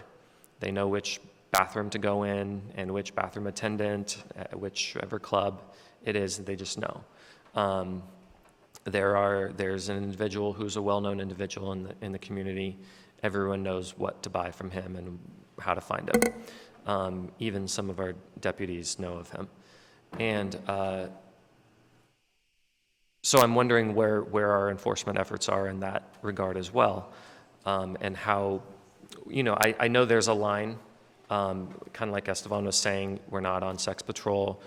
We don't want to necessarily be on bar patrol, but you know, how do we do that? Well, I think at this point, like you said, we're not on bar patrol, and we're not going into the bathrooms and the bars to find out what's going on in there. There is a Please fine, don't. Yeah, there's a Quite fine line honestly. there. Yeah, we get enough calls That to the happened bars. already. Yeah. Yeah. No, and that's We not get my enough suggestion. calls to the bars where there's people acting out that we usually get quite a few arrests. And those aren't happening inside the bars. They're out on the streets when they're behaving poorly or taking swings at the deputies who arrive on scene and breaking their noses and eye orbitals and things like that. So things like that have happened recently, as you guys, I'm sure, know. So those kind of enforcement efforts are ongoing, but I think we have to walk that fine line as well. I completely agree, and I wasn't suggesting that we do bar patrols or something of that nature, but it still makes me wonder how perhaps, I don't know if there's a tip system or something that, or if you receive tips ever when there is somebody who's selling very dangerous drugs in an establishment, no matter where it is, whether it's out of their home or somewhere else. No, thank you for that reminder. We do get numerous tips on the crimestoppers.com. I would say probably 2 to 3 a week. And in fact, that was one of the tips we got was on Crime Stoppers, where we got the 3 gallons of GHB, and then the following week 2 gallons of GHB. So it's ongoing. So, Okay. But we do use them, and we what is follow it? up. Is there a text message number, or is it just an email thing? How can people know? Crimestoppers.com.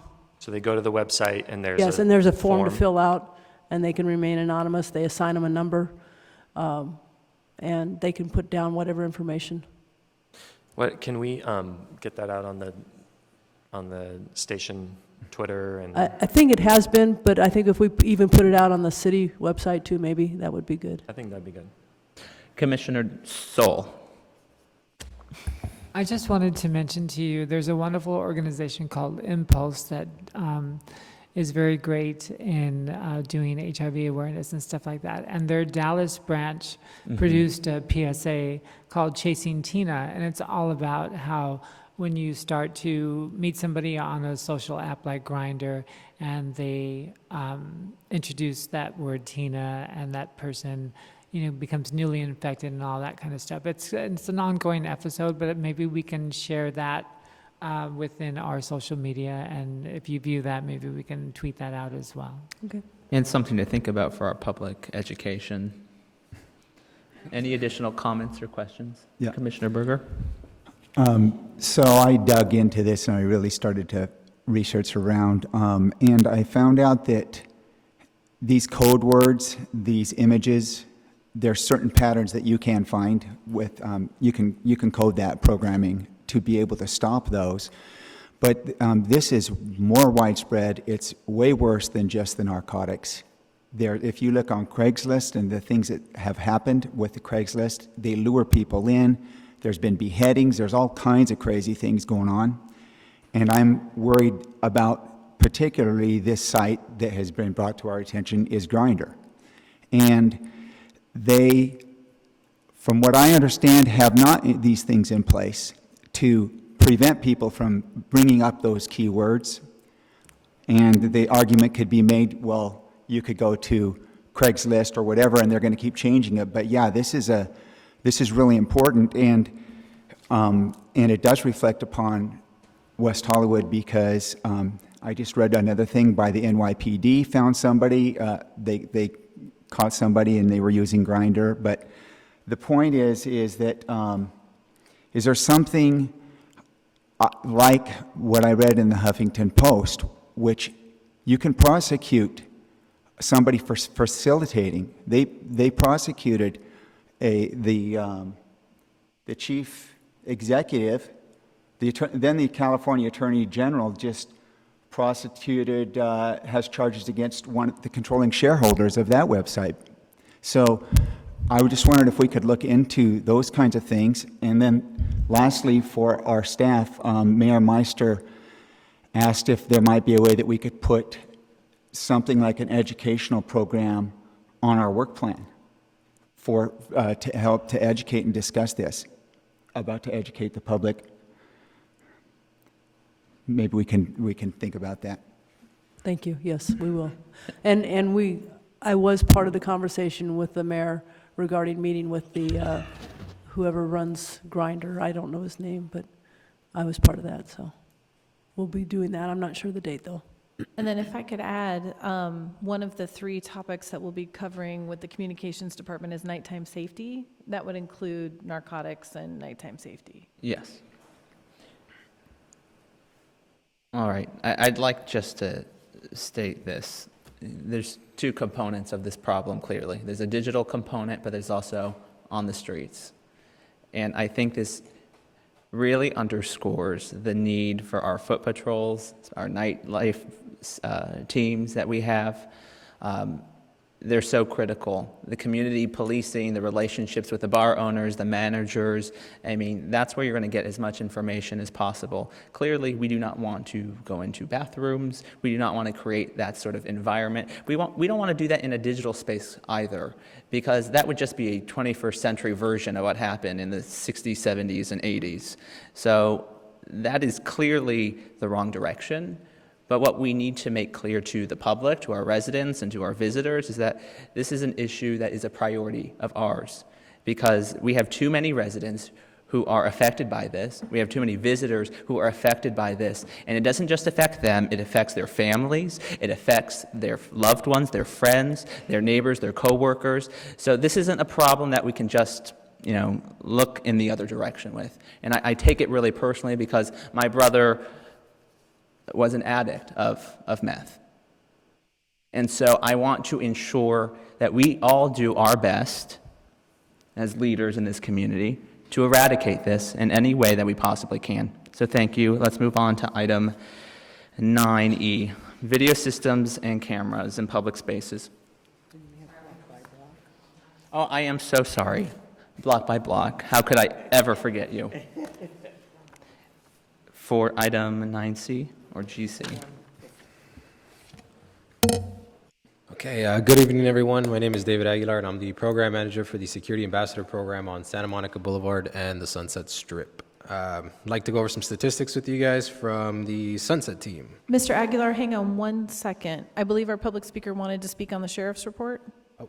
Yes, so let's... I'm sorry, Steve Martin. It's our fault. I thought that said G, and... No, that's not. it's not your fault. I'm not sure about the setup of the meeting with citizen comments or public comment on the specific items, because you have a very large agenda and you're doing very well getting through it, and this was a great report. Back in the late 90s, we started the first crystal meth education programs and recovery programs with working with Steve Shoptoff from Friends. And at that time, there was virtually little or no information on how to treat meth, on how to work with meth, and law enforcement really, we didn't know a whole lot. The thing is that this is going in cycles, and the current cycle, obviously the numbers are pretty bad, and I don't know that it's fair to necessarily push it all off on the sheriff as an enforcement issue, because it's so much of a social problem. I think that a lot of what you've said tonight is really helpful. I really would strongly urge that you guys have a joint session with Human Services, because otherwise, I think there's a wider agenda here. I think it needs to be talked about a lot more. There's a lot of strategies that frankly don't work. And, there's a mental health issue. People in the community that are suffering from depression at various times in their lives, low self-esteem, are very susceptible to meth addiction. The other problem with meth is that people don't believe it's addictive, because it's something they believe they can handle, and people go years and years and years without falling sort of off to the wayside. But we have seen a huge rise in sexual transmitted disease, huge rise in meth, and it's very much tied to the notion that HIV is not a danger anymore. I mean, the stats are just so clear. They're like as clear as the end of your nose. And we haven't learned to switch gears. We haven't figured out what tactics are going to work. Because people clearly, we don't do condom education anymore. We don't do meth education anymore. I mean, we do some great things. I mean, we've had some great heroes in our community, like Paulo Murillo, Jimmy Palmieri, Robert Gamboa. The events we do at New Year's are great, but they're not ongoing. And we've safe sex is just out the window. And we're not tying things together because apparently it's not politically correct, or people just don't want to hear the message. I don't know, I think it's a combination of a lot of things. But you guys have started a very good conversation here, but it needs to go forward. I'm not saying that it shouldn't involve the sheriff, but I don't think that we should focus it on them. It certainly shouldn't drop this baby off on your doorstep. Not that they're not competent, but it's just a problem that we all need to participate in. So I just want to thank you, because I think you guys have all said some really meaningful things. It's been a really meaningful conversation. But I just think that you need to keep it going, and you need to bring more people in. You need to bring more of your colleagues in and help shape the policy, because clearly the things that we have done in the past have apparently fallen off the wagon, and it hasn't been for budget reasons, because we have a very large budget. And thanks, Steph, for getting me in here. All right, item 9D. Good evening, everyone. My name is David Aguilar. I'm the operations manager for the security ambassadors on the Sunset Strip and Santa Monica Boulevard. I'd like to go over some of the statistics for the month of September, starting with the Sunset team. So for the month of September, the team completed 118 hospitality assistance. They assisted 2,163 pedestrians cross at the various crosswalks up on Sunset. They completed 267 business contacts. They initiated 25 homeless contacts. They received 3 different disturbances or complaints. They assisted various clubs and businesses with crowd control issues on 18 different occasions, as well as traffic controls on 15 different occasions. They responded to 3 calls for service, and they completed 278 bike miles ridden on the Sunset Strip. For the Santa Monica Boulevard team for the month of September, the team assisted 3,142 pedestrians and patrons on Santa Monica Boulevard. They completed 2,191 business contacts. They assisted 3 stranded motorists on Santa Monica Boulevard. They initiated 201 homeless contacts. They assisted 143 pedestrians at various crosswalks. The team responded to 146 calls for service. The team reached out to the Sheriff's Department, Fire, or EMS on 4 different occasions. I believe 3 of them were to Fire and 1 of them was to the Sheriff's Department. Bike miles ridden, the team completed 1,773 bike miles along the Santa Monica Boulevard. Any questions? David, I want to ask, and I'm going to ask this question, I feel like every month. How is your team on Sunset doing in terms of your manpower? They're hanging in there. Do you need more? Yes, we do. I mean, right now there's 2 ambassadors that are responsible for the 1.8 miles of the Sunset Strip. They've got various music venues up there. They've got restaurants and businesses up there that do require a lot of attention sometimes. And it can be a little much for just 2 ambassadors on the Sunset Strip. Yeah. All right. Any other questions? Desiree, and then Commissioner Sol? I just wanted to make sure, I know that, our big event is coming up at the end of the month, and you're going to have not only your staff up there, but I'm sure that we're also bringing other deputies and other law enforcement up there for Sunset to help you as well, correct? Absolutely, Okay. Yes. I just have a quick, I don't know if this means anything, but I'm remembering it on the reports last month that sunsets were stair-stepping up. July, everything kind of went up a little bit. And on Santa Monica, everything went down a little bit, and it's the same trend. Do these mean anything? Are things getting better on Santa Monica, or do you have a staffing shortage and there's just less to do? Or? No, we're just working on different strategies. Some of the things, for example, the bicycle miles. There were more bicycle miles completed in the month of August than there were in September. We've been trying to work on foot patrols in different areas, so it's taking a lot of the team members off of the bicycles. We're just trying different things to see if we're just trying to be as visible as we can. So I'm trying to see if that'll help as far as visibility on Santa Monica Boulevard.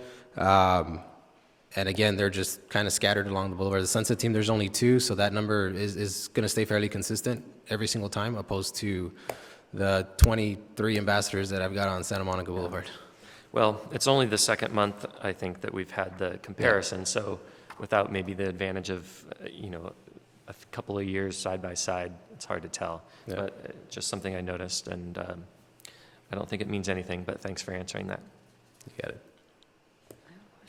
Vice Chair Williams? Yes. Have you decreased the number of people that you've got on the east side, or changed the shift hours in the morning? Because I'm still getting complaints from the 7-Eleven at Curson and Santa Monica and tenants on Norton and Curson about homeless guys that are sleeping around the area on sidewalks and in doorways at Curson and Santa Monica in that mall. Again, our deployment strategies have changed a little bit. We're working on addressing a lot of the issues that are happening on the east side, particularly the Formosa and Detroit and La Brea corridor. So yes, it has taken us away for a little bit from the Curson area and the Lexington and the Norton area, but we are going to get back to our original deployment, so hopefully that'll change. Good, thank you. Any additional questions? All right, thank you, David. You got it. You're welcome. Item 9E, video systems/cameras and public safety spaces update. Kristen? So, as you all know, the item was approved by City Council at the last meeting, so thank you all for your hard work, in particular, those of you on the camera subcommittee. I really appreciate that. Staff's working on 2 different RFPs, one to look for a designer of the system itself, and then the second step would be to look for vendors to actually build the system. So what I need at this point from all of you tonight is for 2 of you to volunteer to be on this ad hoc subcommittee with us to kind of continue the camera work.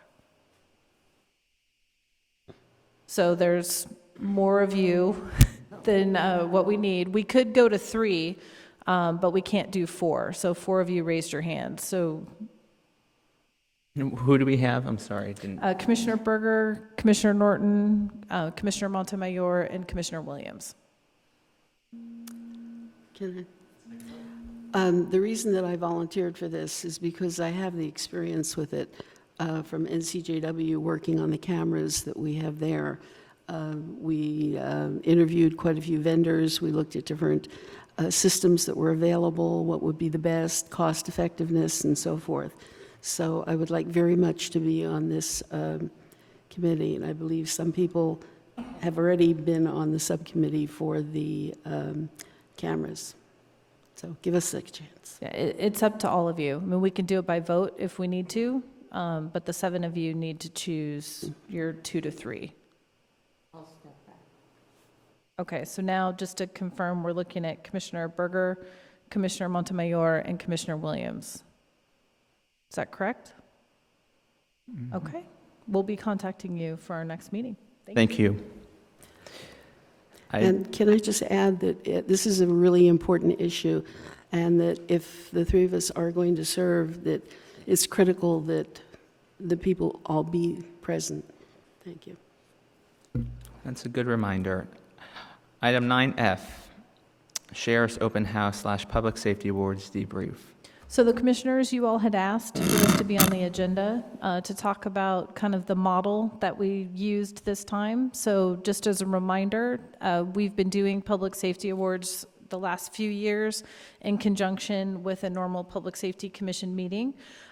You all decided to try things a little differently, and I think it was a lot of fun to do that. So we held our public safety awards in conjunction with the Sheriff Station Open House. So we as staff are kind of looking for your feedback on what you want to do for next calendar year, and then also to discuss any items that you want to about either of those programs. Do you have a count for the number of people who attended? I prepaid for 100 lunches, and so that's how we were kind of counting. We went through all 100 lunches. Throughout the day. We figured that 10 people ate twice, so that brings us to 90. And we had about 18 or so sheriff's personnel, which dropped it a little lower. So I would say safely about 50 people from the public, but it could have been as high as 70. All right. Do you mind if I lead this off? This was something that I had requested. Please. So I think the way, from my recollection, the way this kind of happened is there had been a suggestion to try something different, and one idea was to tag on with the kids' fair, but then the commission decided we wanted to do something this year, which was one of the choices we were given. I attended the event. I was there for more than half of the time, and I do have to commend the subcommittee and staff for the event itself. It was awesome. It was great. There was great toy, and sheriff, of course, please, how could I forget? There was great toys, deputies there with dogs and, showing us things. The staff, the tours of the station were great. The music was fun, etc. The attendance was low. The heat was definitely a factor, but the attendance was low. But I thought it was a really good kind of trial for that model. And one of the things that I really thought as we were there was we could do this again, but I really wanted to bring up, once again, tagging it on to the kids' fair. I see a huge correlation between what we already do at the kids' fair. I know there's a law enforcement presence there. Last time there were some smaller toys, et cetera. But we could do that again. We could have a public safety section at the park that looks just like the one we did in the parking lot, with the big toys and the little toys, and maybe we get horses next time. And I mean, we would draw extra attendance for that. Kids Fair already has great attendance. I don't know how many people were there, but I mean, it was hundreds at least when I was there this last year. And have some great crossover because, and excitement, et cetera. We could have a booth. The specifics are something we can get into later, but these are just things that I want to share with you guys to maybe get some of you excited if we want to go this direction. Have a stand that says, at 11, 12, 1, and 2 are the sheriff tours, and you have sheriffs escort the group, however large it is, on the hour across the street, do the tour, bring them back. They can rejoin the kids' fair and the public safety fair. We could have the food truck again. We could find a way to limit the number of free meals, maybe with tickets. If somebody at 10 comes up to one of the booths at the public safety section, they get a ticket for a meal. And then also allow them to sell meals too, just so people have food options, stuff like that. But having attended both events, I was impressed, and I think there's great crossover. I think it could be really, really fun and really a good event for both teams. As far as the safety awards, I think we could do that at the kids' fair as well. From my recollection, there's a stage. The last time it was indoors, not as probably cool as normally it is outdoors, but there's a stage, there's performances, kids, there's a band, etc. I think that we can incorporate some of that stuff, maybe have the grand finale of the program, if Human Services is amenable, be the Public Safety Awards, where we take 45 minutes or an hour, or however long it takes, to do the presentations. We incorporate the kids in some way so that there still is a built-in audience with the family and the parents of other people besides the law enforcement and the fire, and of course us and city council, et cetera. So this is kind of what's been churning in my mind since that event. And I just wanted to get those ideas out there and see what my fellow commissioners think. Vice Chair Williams. I concur with some of what you've said. I can give you an idea of some of the pros and cons that I've heard. I think people were excited about the tours in the sheriff's open house. They really, really liked that. And I think that's what drew a lot more people than the Public Safety Awards, unfortunately. I like the idea of having something at the kids' fair. I think it's a great idea. However, I still have feelings about the Public Safety Awards being separate because it sort of drew away from that. And some of the negatives that I had heard, and I think a couple people were there that commented it as well. Of course, the heat was horrible, but people felt that they liked what we used to do with the Public Safety Awards. When we did it in the auditorium, it was televised, and we brought in different people, like we had at one point CSI people come, we had dogs come, we had different ideas that drew people, and it was pretty full. It was. And not only that, but one of the negatives that I heard from some of one fire person and 2 deputies was that they felt that having it on a Sunday afternoon like that, a lot of the families of the people that were getting the awards didn't come. And when we had it in the evening as a separate event, their families came, and they would have liked to have had that component as well. So those were some of the pros and cons that I heard. On a personal note, I agree 100% with having a really exciting event at the Kids Fair. I really feel that the Public Safety Awards are special, and they should be held separately, and they should have their own venue where it's televised and reaches more of the community, and some of the other things I've commented about the families and being able to present different demonstrations that would attract people that normally they don't see. FBI, Homeland Security, et cetera, et cetera. So those are my comments. Couple comments on that. So my 18-ish, it's my 18th Halloween. That's how I count my life here in West Hollywood, by Halloweens. So that's how many Public Safety Awards I've seen in between. So I was the one that did all those speakers with Laura Manukian. So we would sit and brainstorm, and it's like, who could we get? Who could we come? The reason we merged it with a regular commission meeting, and I want to manage your expectations here, because again, we as staff, we're here to implement what you want. We'll do it, if I can get it done, we're going to do it your way. So I'm not here to argue. But what I want to point out to you is we merged it with the commission meeting because our attendance was the families and staff. And so family members, it was kind of embarrassing to not have a full room and all those tables set up and all those desserts set up to just have kind of grandma and the kids and whatever. And it was still very sweet.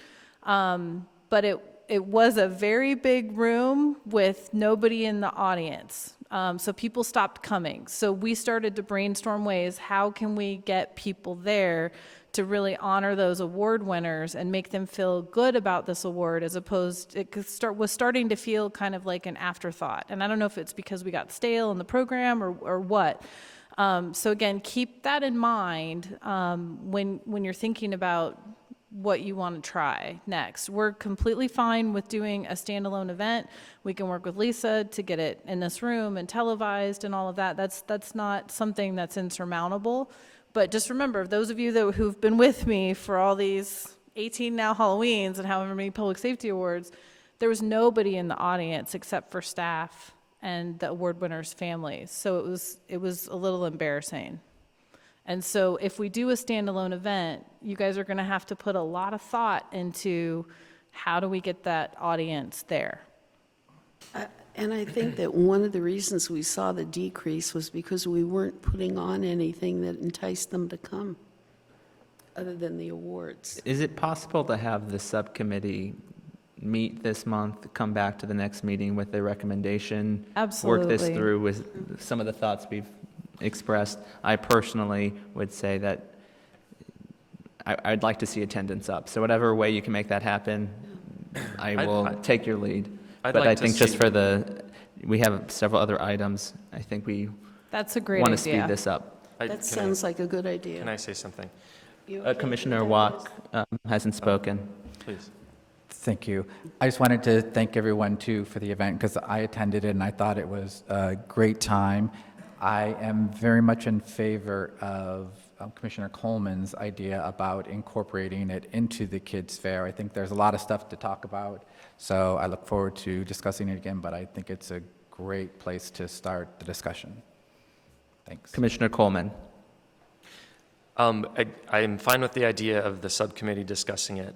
I'd like to see if anybody would like to step off the subcommittee and I'd be on the subcommittee as well, considering this is something that I'm fairly passionate about. I'll step off of it. I don't think we understand the request. Can you repeat that? Well, it was suggested that this go to the subcommittee Yes. instead of the full commission. I'd like to be Are on you? the So you're subcommittee. not on the subcommittee? I'm not. All right. No. This is something that I've been looking at from the outside. Who is on the subcommittee, Kristen? Commissioner Berger, Commissioner Williams, and Commissioner Soul. Okay. But I do want to comment. I like the idea of the kids' fair, but that the subcommittee does bring it back. The subcommittee doesn't make the decision. That they do bring it back for us to talk about like this again. Yes. So, Next meeting. yeah. Great. But I will step I off. think goes without saying. We did discuss it here. So if Commissioner Berger is offering to step off, is that agreeable to the 7 of you to let Commissioner Coleman Absolutely. work in? Okay, so we as staff will book something with the 3 commissioners who are volunteering. Okay. Thanks, This month, right? Thank you. It's going to be tough with Halloween, I'm I going to be know. honest with you. If so it could be a phone call, It may be a phone call. I think that's more than fine. All right. Item 10A, sensitivity training for law enforcement. This is an item that I requested be placed on the agenda. I don't want to take too much time. I want to just start the discussion with Captain Perez. We've talked around and about this issue as a commission and individually. So I'd just like to get your thoughts on this. Right, I think what I mentioned last time was that it is something that the sheriff and I discussed some time back, and I was trying to sort of not pin him down, but get more an idea of what his vision was. One of the things he has reinstituted, I believe it's the LBGT committee or commission or whatever Sheriff Baca formerly had. Task force. Okay. So he's starting that up again. We're also starting sensitivity training in the jail, so I didn't want to conflict with what they're teaching there. I want to find out who the instructors are there, and hopefully we can do the same thing. And if worse comes to worse, you and I, or the commission, can come up with some ideas. As you know, I think I mentioned it during my interview process, that I teach diversity-centered leadership through the Covey Institute. So that's also another component that I think is really important for it. So we've got a ton of ideas and a lot of resources, and we can make it happen. One of the things I want to remind everybody, though, for about the past, I want to say 6 to 7 years, the recruits coming through the academy have gotten that diversity-centered leadership at that level, and that is a 3-day course. Whether or not that's enough or not, whether they need a refresher, or maybe just being here and then being part of the West Hollywood family and being part of the community, maybe a refresher would be appropriate or something like that. But we can come up with a plan. Kristen, can you remind me, there was a scheduled training last November, I believe, and it was canceled? Lieutenant Smith and usually Bonnie here and staff work on various refreshers is probably the best way to describe it, with both the Transgender Advisory Board or if we have a certain topic that's kind of coming up, we work with members of the community to come in and talk, share their stories, let deputies share their stories, ask questions, but there's no set, it happens every January type schedule to it. There was one hosted this year. It was a Trans 101 training. Lieutenant Smith and I did it, and Drian from the center actually led that, and that was with all the new recruits, including Block by Block also attended. When's the last time we did one geared towards the entire LGBT community? I haven't done one geared towards the entire community. I'd like to fix that. I think we've mostly focused on the transgender community, so yeah, it's probably been a few years since we've done the broader. So, Captain, if you could just maybe sit on this and maybe talk to the lieutenant and the public safety staff and suggest what we do moving forward. I think refreshers are incredibly helpful. I think sometimes there's a perception problem. And we can remedy that by doing as much awareness and education as possible. I agree. Any comments, Commissioner Berger? Yeah, I attended the one with Drian Juarez, and it was excellent. And I spoke with her after and about the possibility of filming her so that you guys would have that on always on, and she loved the idea, and Mayor Meister got involved in everything. We actually talked with Lisa Belsante, and I don't know what happened to that, but I thought that that might be something really, because she's so good at that, that you guys could always have for your new recruits. Your guys could always refresh it, even at home. You could have it somewhere online in a private whatever, but I just wanted to throw that back out and see if we could revive that. No, I like that. We do a lot of online training classes as is, so that would be perfect. It makes it a lot easier given the schedules that a lot of the deputies have, especially those working nights and stuff like that. Then they can just do an online class or a refresher. How can we follow up with that? The last we left it, Drian was going to work with communications to follow up, and I know she's a busy woman, so I think we just need to check in with her and see, where we might fit in her schedule. Kristen, our December meeting is not really a meeting, correct? We're going to get to that on the agenda tonight. I think 1 month is probably not enough time to really think about this and come back to us, so maybe January. And Since December's not really a meeting. We'll get the schedule in a little bit. But I think between working with the chair and the captain, we'll keep this moving. All so right. It won't sit for 2 months. Thank you. Item 10B, discussion of meeting location for Public Safety Commission. So That's us. Our bylaws have us at City Hall. I did speak to the city clerk, so being in here is a special meeting, mostly for televised meetings. So this is not an option for your monthly meeting, but you could consider plumber, CMR, and then we could go from there. We'd have to change your bylaws, all of that. So I kick it to you all to decide what you'd like to do. Commissioner sorry. Commissioner Coleman.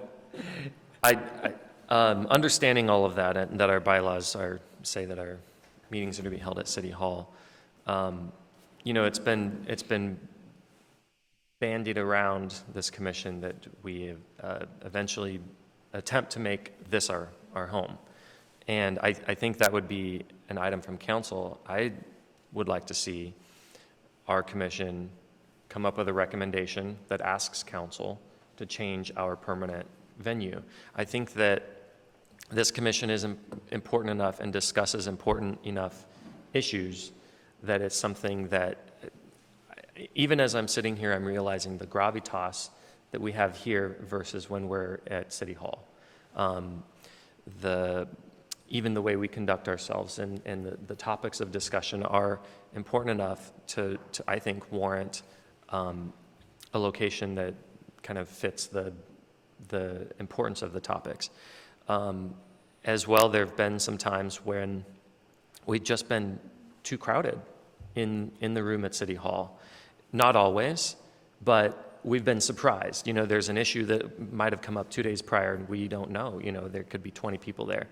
And I would love to have a permanent home where there's always plenty of seats, no matter what's been happening and how many people come, even if there is only 3 or 4 people that show up for a couple months, and then there's a month where there's lots of people.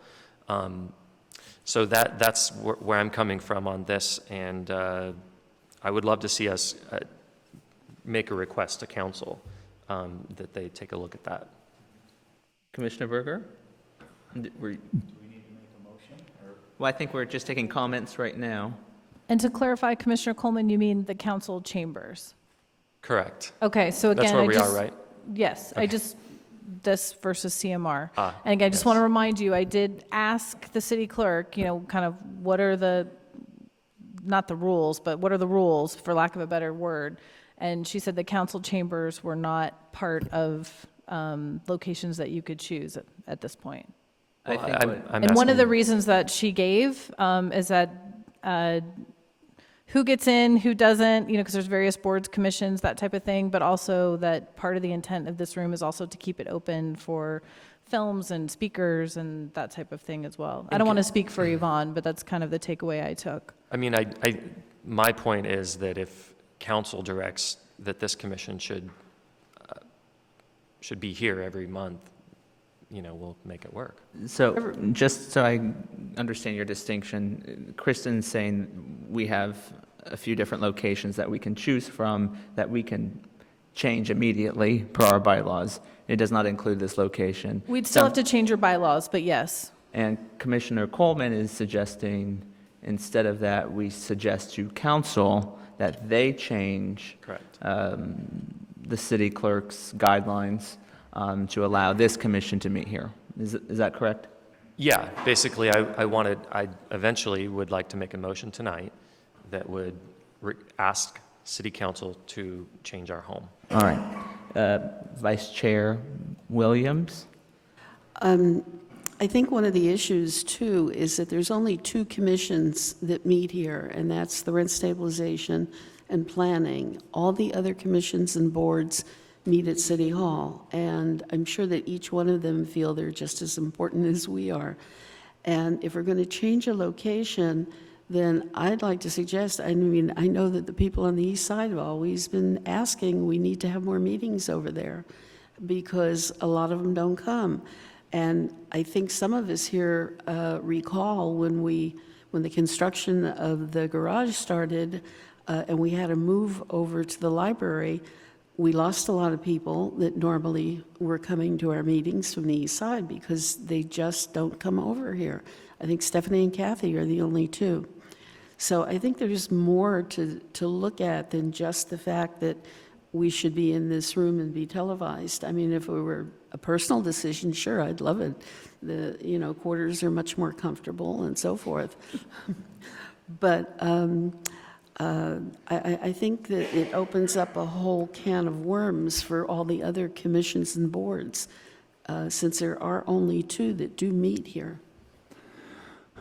I have a comment. The Any other thing comments on this is- side? I just want to add, the other thing is that we have to consider staff time too, because I think that one of the reasons that they kept it at City Hall was because when staff needed to make copies or whatever would come up, everything was accessible there, where the same facilities aren't available over here.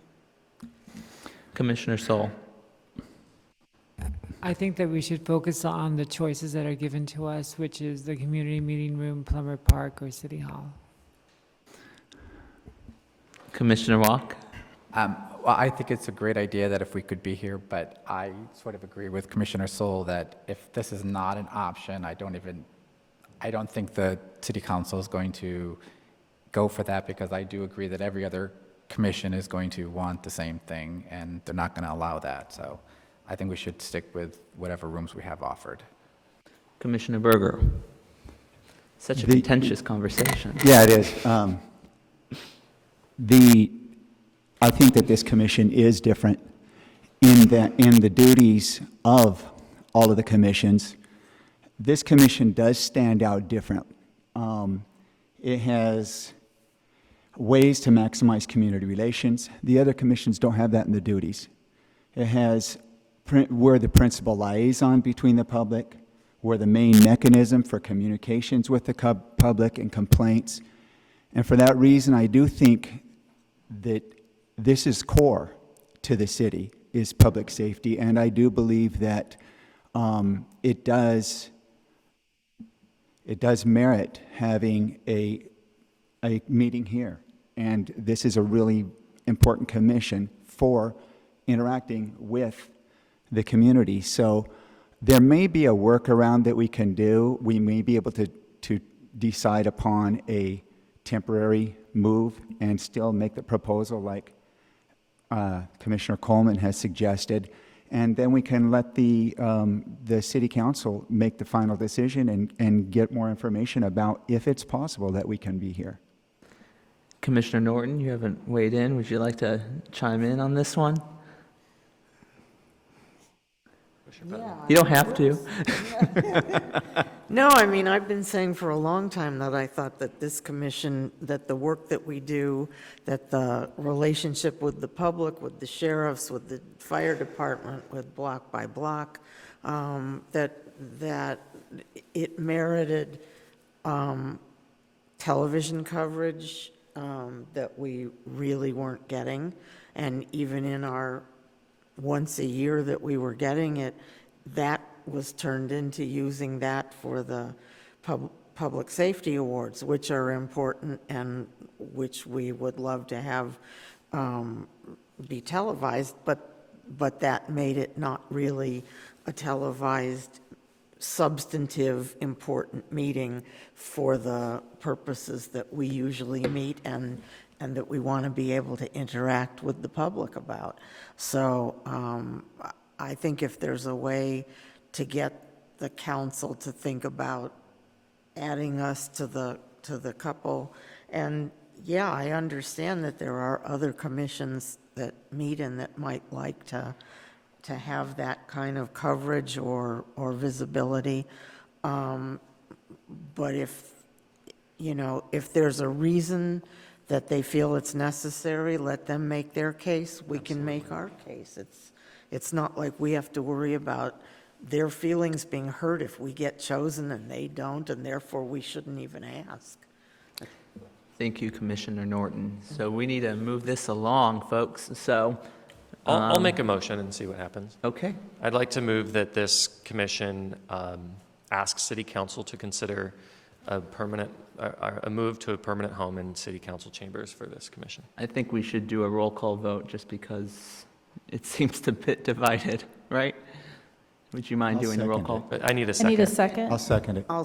And can I do a friendly amendment? Yes, ma'am. Can you just add to it the fact that part of the reason for that is that you want it to be televised regularly, not just that we meet here Sure. for the extra space? Sure. Okay.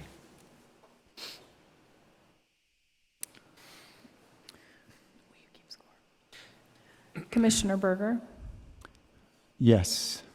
Commissioner Coleman, Yes. Commissioner Montemayor, Oh, I know. Yes. Commissioner Norton, Yes. Commissioner Soul, Commissioner Walk, Commissioner Williams. I would say yes, based on the fact that I feel the council should make the decision. So again, I just want to repeat Yes, I think we now need a remedy. the advice I gave you as staff, okay, that you were to consider staying at City Hall or moving to the CMR or Plummer or whatever, and that this room is not on the table. So I'm just repeating that for the record. I will take back what you all have said tonight to the city clerk. It's on the agenda. Well, yes. We'll go from there. I'd like to go back to item 9B, discussion of meeting location. Though I think we just requested that council consider moving us here. I think that's just what happened, right? Yes.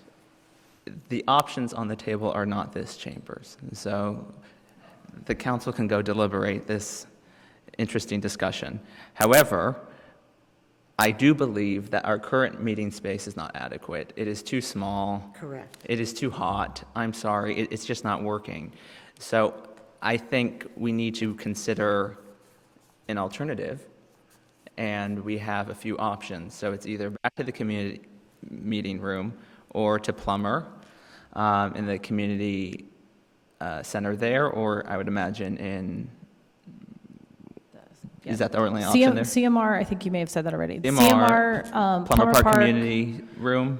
We could do 5 and 6 Fiesta Hall. I mean, again, we have Do to work Fiesta. around existing bookings. So what is the commission's appetite Or stay to at City Hall. discuss an immediate change our bylaws to one of those locations, or not, and just sit and see what the council does, which, just to be honest, the council may not do anything. So there's that as well. So go lobby your council members, friends. Vice Chair Williams. Then shouldn't we discuss what the agenda item is and come up with an alternative? I If the think- council says no, I mean, that's what I just, yeah. So I would You- like you- to. I mean, and again, I mean this with all respect. What you just voted on is what I told you cannot do. So I'm going to take back exactly, your wishes that you want it to be considered. Okay? And again, I will repeat it respectfully back. We'll make sure the minutes kind of I mean, I reflect will what you're talking about, the uniqueness of the commission. I think that's a and all really that. important point. However, I have talked to at least 2 council members that actually agree with this recommendation. So And we can see where that goes. there might be a third, so. We as staff, Yeah. we pack our little backpack, we'll go wherever we end Yeah. up. We have no, skin in this game where we end up at I will all. state, though, there are 2 council members that would like to see us here for the very reasons that this side of the table stated. And I think those are really legitimate. However, let's have that discussion, or let them have that discussion. Let's make a decision tonight where we would like to move immediately, if anywhere. Vice Chair Williams. Then I would like to say that we consider, since the request has always been so high, that we, for space and so forth, that we consider going to a room in Plummer Park, other than Fiesta Hall. I would second that, if that's a motion. It's a motion. I second your motion. Thank you. It's fine with me. So do we have consensus? We have 7 ayes? All in favor? No, we don't. Let me do a roll call. Commissioner Berger? Well, I thought we could discuss it, couldn't Oh, we? sure, you can still Absolutely. Is discuss. there discussion? Commissioner Yeah. Norton. I was going to suggest that we go back to the CMR simply because, yes, I know we've had a lot of requests about doing it in Plummer Park, but when we have done it a number of times in the last year and a half or 2, we don't get they don't show up. That's true. We don't And- get that many people in the community room. We're not getting many people anywhere right now, folks, so let's not right. use those data points, Well, because they're not working. No. Issue, they will come. I mean, basically, we've sat in that room. If you with build more it, they will come. I heard that somewhere, right? Right, but I Okay. just think that for purposes of, they'll come if there's an issue, no matter where we happen to be, including stuffing the room at City Hall, which was really unpleasant and uncomfortable. But Just to if- clarify, I think we're all in agreement on that one. you mean the CMR here or the one in Plummer Park? Here. The only one we refer to as the CMR is here. Upstairs, library. Commissioner Watt.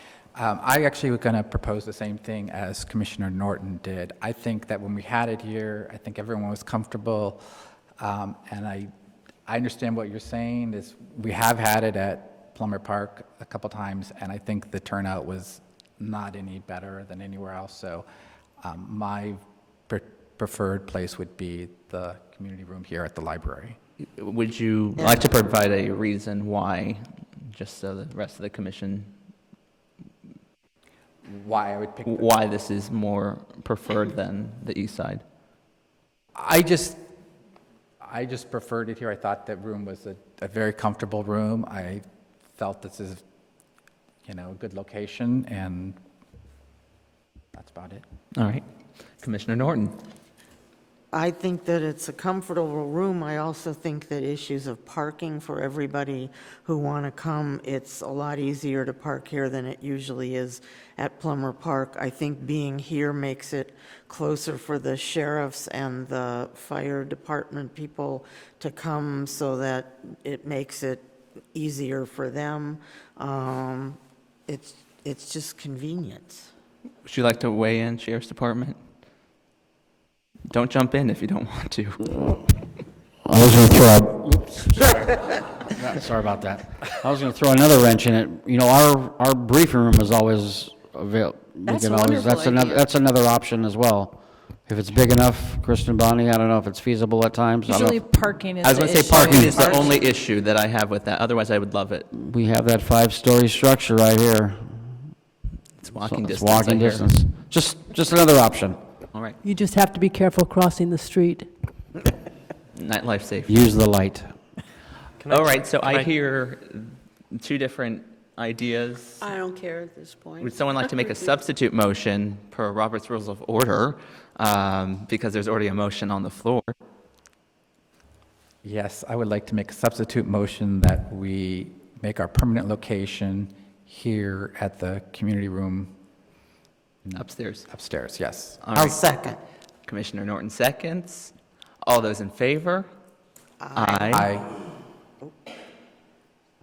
I was just going to say, why don't we have a friendly amendment that says we will have it as our permanent home in the CMR, but we designate 2 or maybe 3 meetings a year ahead of time at Plummer Parks, one of Plummer Park's meeting I rooms. would agree with that. Would someone like to amend the motion on the floor? I just did. Is there a second to that? Can I second? Yes, yes, please, jump on in. All right, all those in favor? Aye. Aye. All those opposed? Democracy, it works, you can pick a room. All right, item 11A, news from staff. Couple quick items. And actually, let's go ahead and talk about, I just lost it. Because we're going to talk about the don't drink and drive date, and then also 11C. I'm going to take this as well. So at the last city council meeting during the social services contract report to the city council, a joint session between full commission of the Public Safety Commission and the Human Services Commission was suggested. We as staff met and have already been able to get both commissions together on Monday, November 14th. So your regular meeting will be a joint meeting with the Human Services Commission, if you so approve tonight. We've reserved Plummer Park for those of you who like the east side, rooms 5 and 6. So I would just need, just kind of consensus that you all are okay with holding that sooner rather than later. With the holidays and everything, it would have been pushed to the early like late winter, early spring, and so we'd rather just go ahead and get it done sooner rather than later. And this is to discuss the east side Shared LGBT issues, mostly homeless. I mean, the conversation at council centered around homeless issues, but we could talk about agenda. Well, it'd be great, per Steve Martin's suggestion, that we'd be able to talk about the narcotics issue. I have that as a note to go back and talk to That'd be David great. Juni about that. Commissioner Coleman. I have a comment, and it has something to do with what you said earlier about December not being a real meeting. I'm not there quite yet for the don't drink Okay. and drive stuff. Okay, I'm just going to say what I'm going to say anyway. At a joint meeting, is it only the topics kind of that pertain to both commissions? Or, I mean, I can imagine that would be a long meeting if they had theirs, we had ours, and then we both. So I'm sure we won't be able to touch on probably certain things that really don't pertain to them That's in November. correct. Okay. I just want to say it now. I recommend that we have an actual meeting in December and also the drink and drive event so that we're not pushing important things that we need to talk about So into again, January. just November, I need to hear a yes that you're okay with a joint commission meeting, and then we're going to talk about December. So does anybody have any heartache over having a joint meeting on Monday, November 14th? No, Good to ma'am. go? Okay. So now, moving on to December, we as staff heard you from last year that you do not want to combine your December 12th meeting with a Don't Drink and Drive event. So December 12th will be hopefully at the CMR if it's free. If not, we'll be somewhere else. We'll let you know. And also, I have to find out how we actually change your bylaws to change your meeting location. So it may say special meeting for a while until we can figure out exactly how to get that done. So you will have a regular commission meeting in December on the 12th, second Monday, per normal. And then we need to work with the sheriffs to figure out a date that the Don't Drink and Drive campaign can be held. We are working with Lisa and her team to upgrade the look of that event. It may turn into coasters instead of napkins. It'll have maybe a different feel to it. And Lieutenant Smith and his new entertainment policing team, Sergeant Cohen, will be in the loop on that. Do you guys have any strong feelings about nighttime, daytime, Sunday, Wednesday? When would you like to have this event? Assuming that we can get entertainment policing team scheduled. I think you're in the right direction, 2 different times and days, so we appreciate that very much. Thank you. Yes.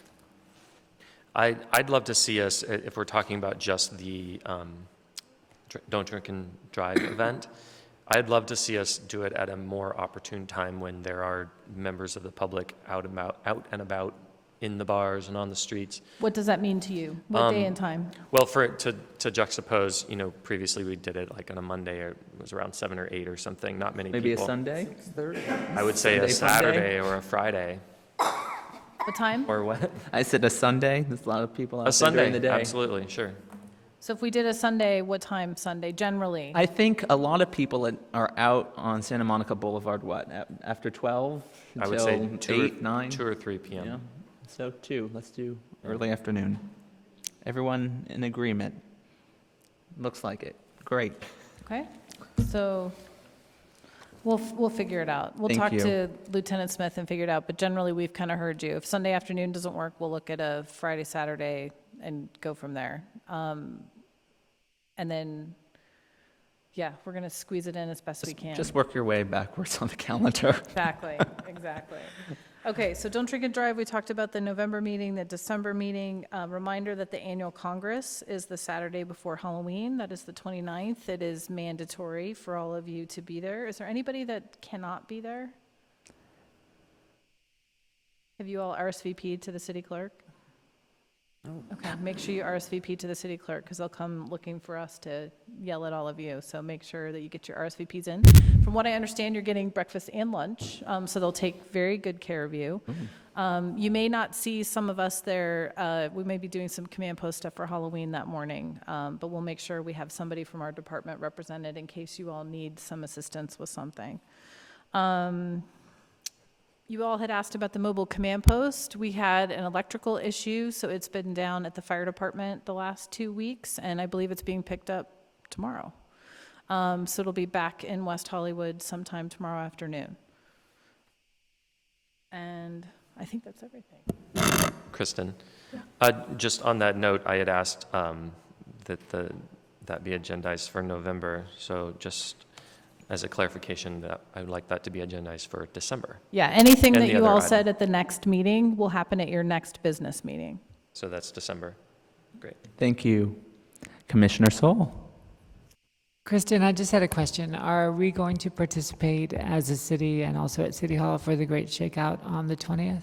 We are. Okay. So, and it's geared toward staff. But yes, staff will be participating in the Great Shakeout at 10:20 on 10/20.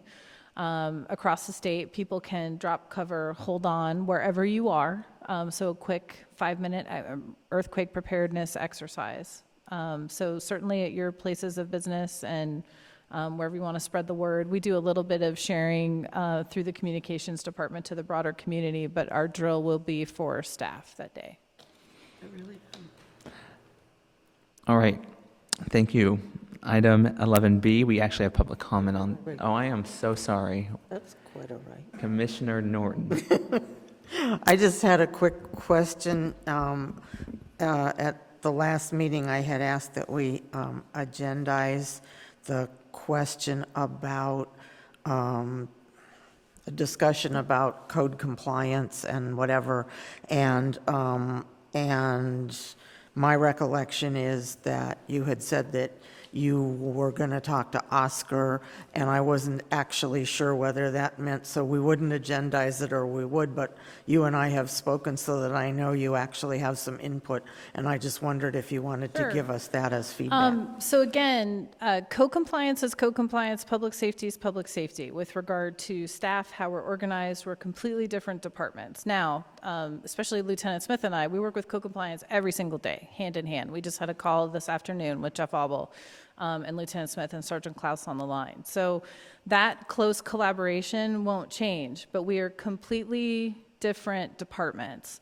So I did speak with Oscar, and I think at this point, there's not a movement to create like a co-compliance commission or to dilute our purview to make it broader than public safety at this point. I would really recommend against that. I think you all need to focus on the basics with this commission, and we need to shore up a lot of areas in public safety, including our public education, upcoming sensitivity training, you know, all these things that we're working on. I worry that if we start focusing on another department's main purview, we're going to lose what you all are here to do. Now, that's not to say that we can't influence what we feel is important on the co-compliance, public safety collaboration, or we can't do joint projects with them or that type of thing. But I don't think it's advisable to try to take over another department's purview. And again, it would make it very difficult as staff because we're completely different chains of command. We're completely different departments. So again, we work hand in hand, and I think there's ways where we can improve that through staff and as a commission. But I'm going to caution against that. And I'm not going to speak for Oscar, but at this point, they're not looking to kind of form like just a co-compliance commission. Commissioner Berger. Is this appropriate that we're going to start to discuss this? Because this will go for a little while. I feel like, no.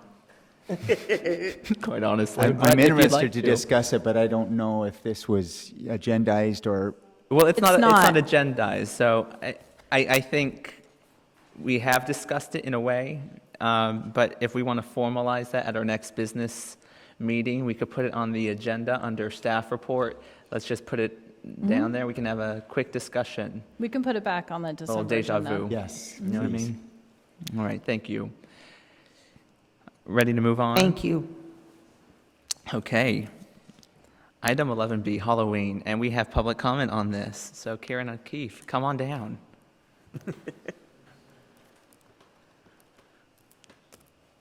Good evening. I love the Halloween event. I think it's so wonderful that our city puts it on and that so many people come. I wasn't able to make it last year because I was helping with some young family members, but 2 years ago when I went, there was a little public safety concern that I had, and it could be dated and irrelevant because it could have been addressed last year. But late in the day, there's so many people that come, and it got so that everybody was coming in and leaving at the same place, and it was a complete jam, and it took forever to get through. You're pressed against people going in the opposite direction, and as I recall, there was only one entrance and exit on the east side of the city, and so if that's already been addressed, great. If not, it seems I was a little afraid of being trampled, and there actually ended up, I found out later, at the same time I was leaving, there was a public safety disaster where a man had lit himself on fire and ended up dying. He had a burlap costume. So anyway, if something happened, if there was a gunshot or something, there could be a panic. And if there's not already like one area that's just to exit after a certain time or something, it's just a little scary to have the press against people for 20 minutes and try to get through. It's late. I'll shut up. Thanks. Thank you, Karen. Do we have another public comment on this item? No, this one, sir. Okay. All right. Just quickly, Kristen and I thought this would be a good item to agendize prior to Halloween, just so that staff and the Sheriff's Department could give a very, very brief review of what's going on.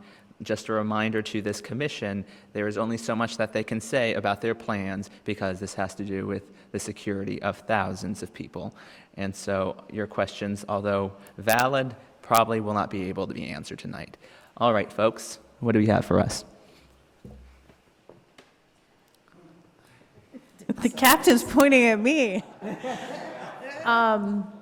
What I will say is that there has been a tremendous amount of thought every year put into our big events, more so every year as it's gone by.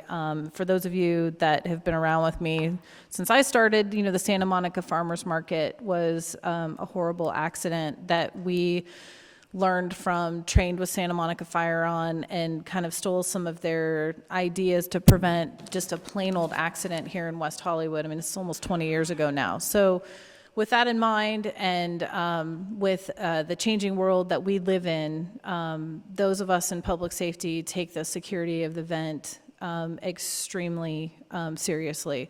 This year we do have increased security measures, which, thank you, Chair Montemayor. I'm not going to ask our Sheriff's Department to go into specific details on that.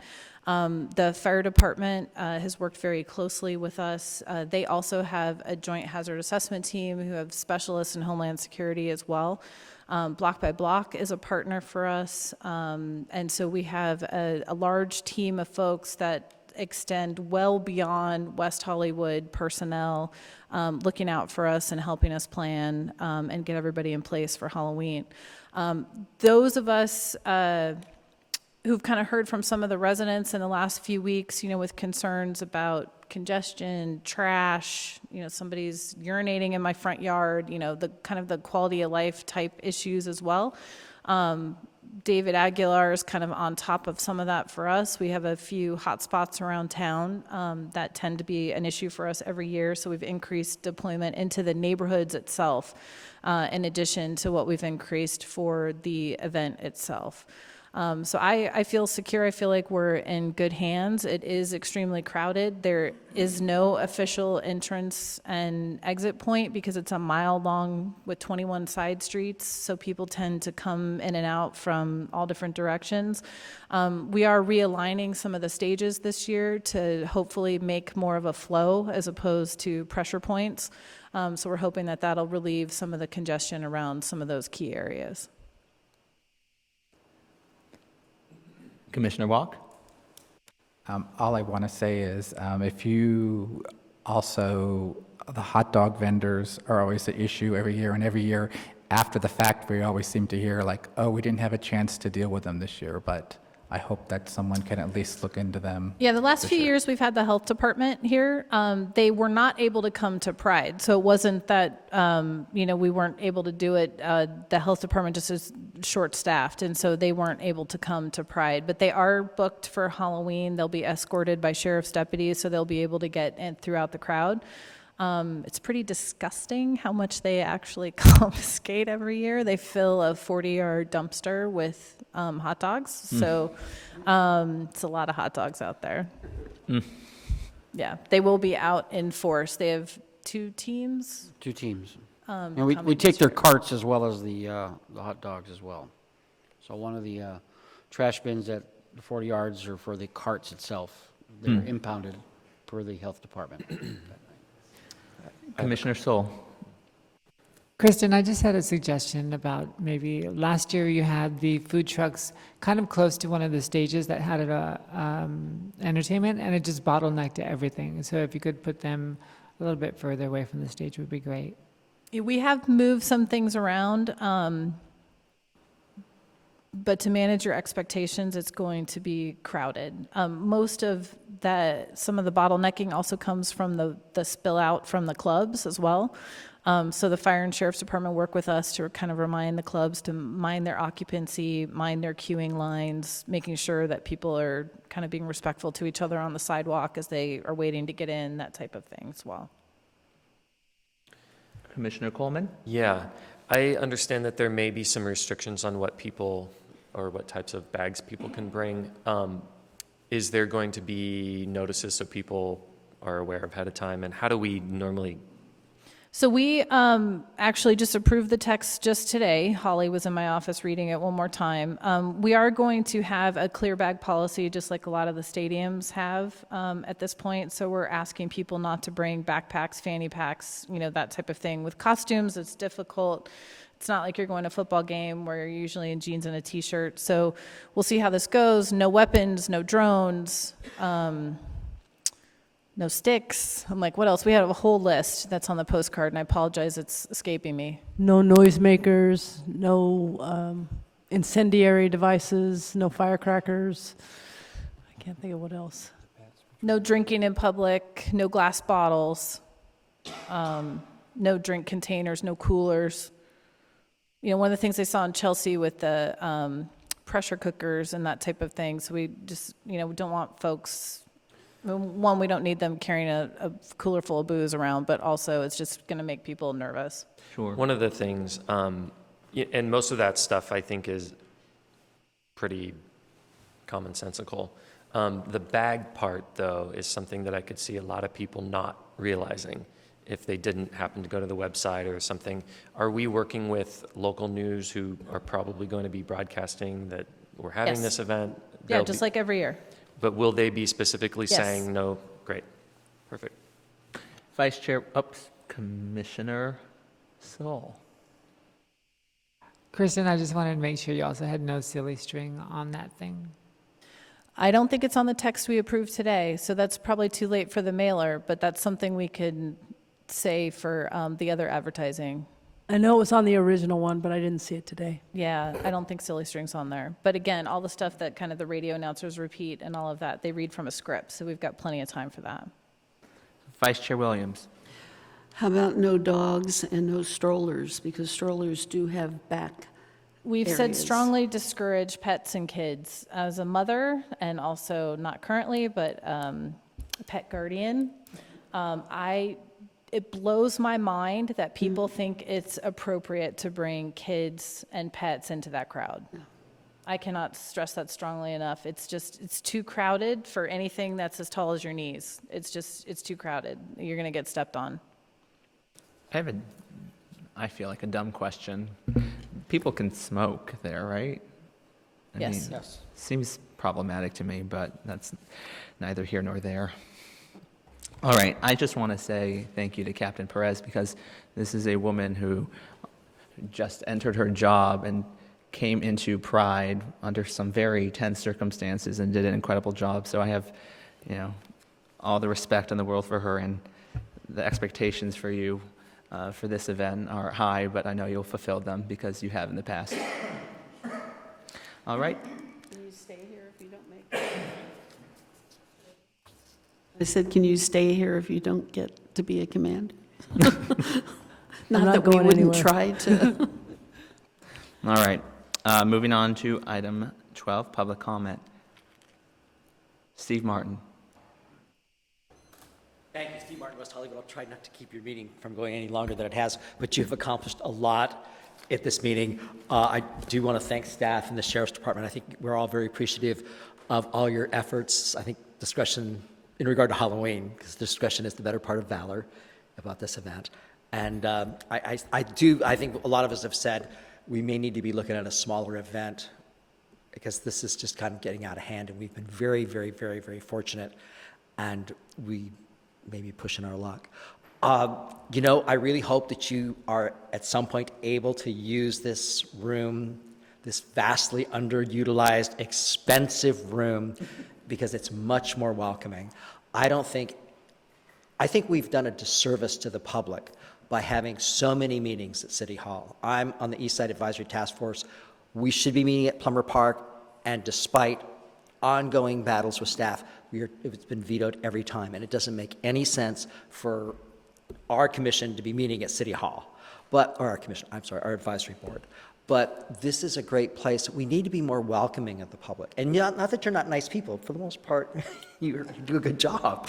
Occasional fall-offs. But it's also an issue of the logistics at City Hall are so unwelcoming for the people that are, for the staff, for the commissioners, the board members, but particularly the public. There's nothing good about that room. That room was not designed for it. We have spent a lot of money creating other meeting spaces, and for some reason they're never available.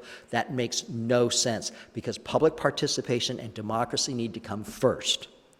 And we may have to change a book reading or whatever, but it really needs, if we're going to be a viable, transparent city that values public participation, the city that we wanted to be when we incorporated, if we're going to chase away the malaise that has been hanging over this town for the last couple of years, we need to get the people involved. And you guys have an ability to do it. I really appreciate the fact that you were giving Kristen a hard time and trying to be here, because I really do think it's a good idea. And I appreciate the situation that the chair is in.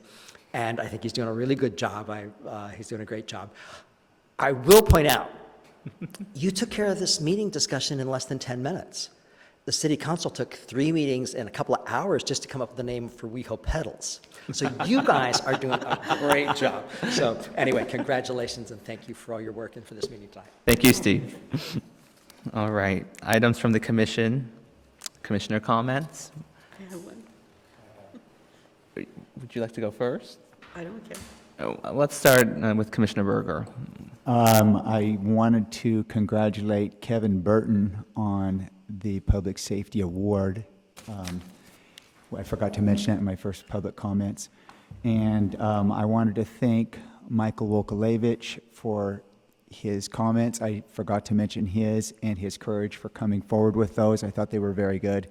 I don't think that we can get I had actually a couple of citizens ask me, can they wear a vest and go out and try to do something with the traffic? And I don't think that we want to pursue that at all. So thank you, Michael, wherever you are. You're probably at home watching this.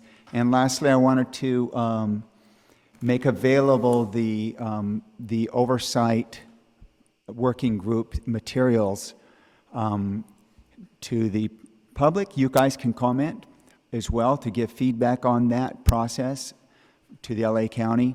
And I will send it to Kristen Cook for your other commissioners. And it's the PDF of all of the information, and also a link where you can ask questions too. So we'll get that to her tonight. Thank you. Commissioner Coleman. Commissioner Norton. Commissioner Wack. Commissioner Soul. Vice Chair Williams. Yeah. Bring it home. I wish Steve Martin hadn't left, because I know that the PAC and the task force meetings were always held in Plummer Park, and there might be something in the bylaws or that could, because I go to those meetings as the liaison, and that room is beyond packed. They definitely should move, and I don't know if we can get that information to him, or but I think it should be checked. And on a final note, I just want to wish everybody a Happy New Year for those that do celebrate it.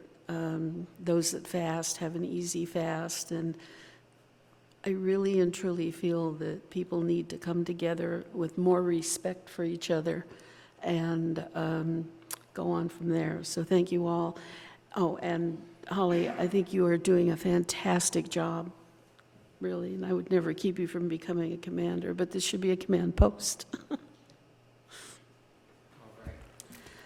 On that note, can I make a motion to adjourn? I just have one thing to say. After that. To the three of you who are still here, congratulations and bless you. Motion to adjourn. Second? Second. All those in favor? Aye. We're adjourned.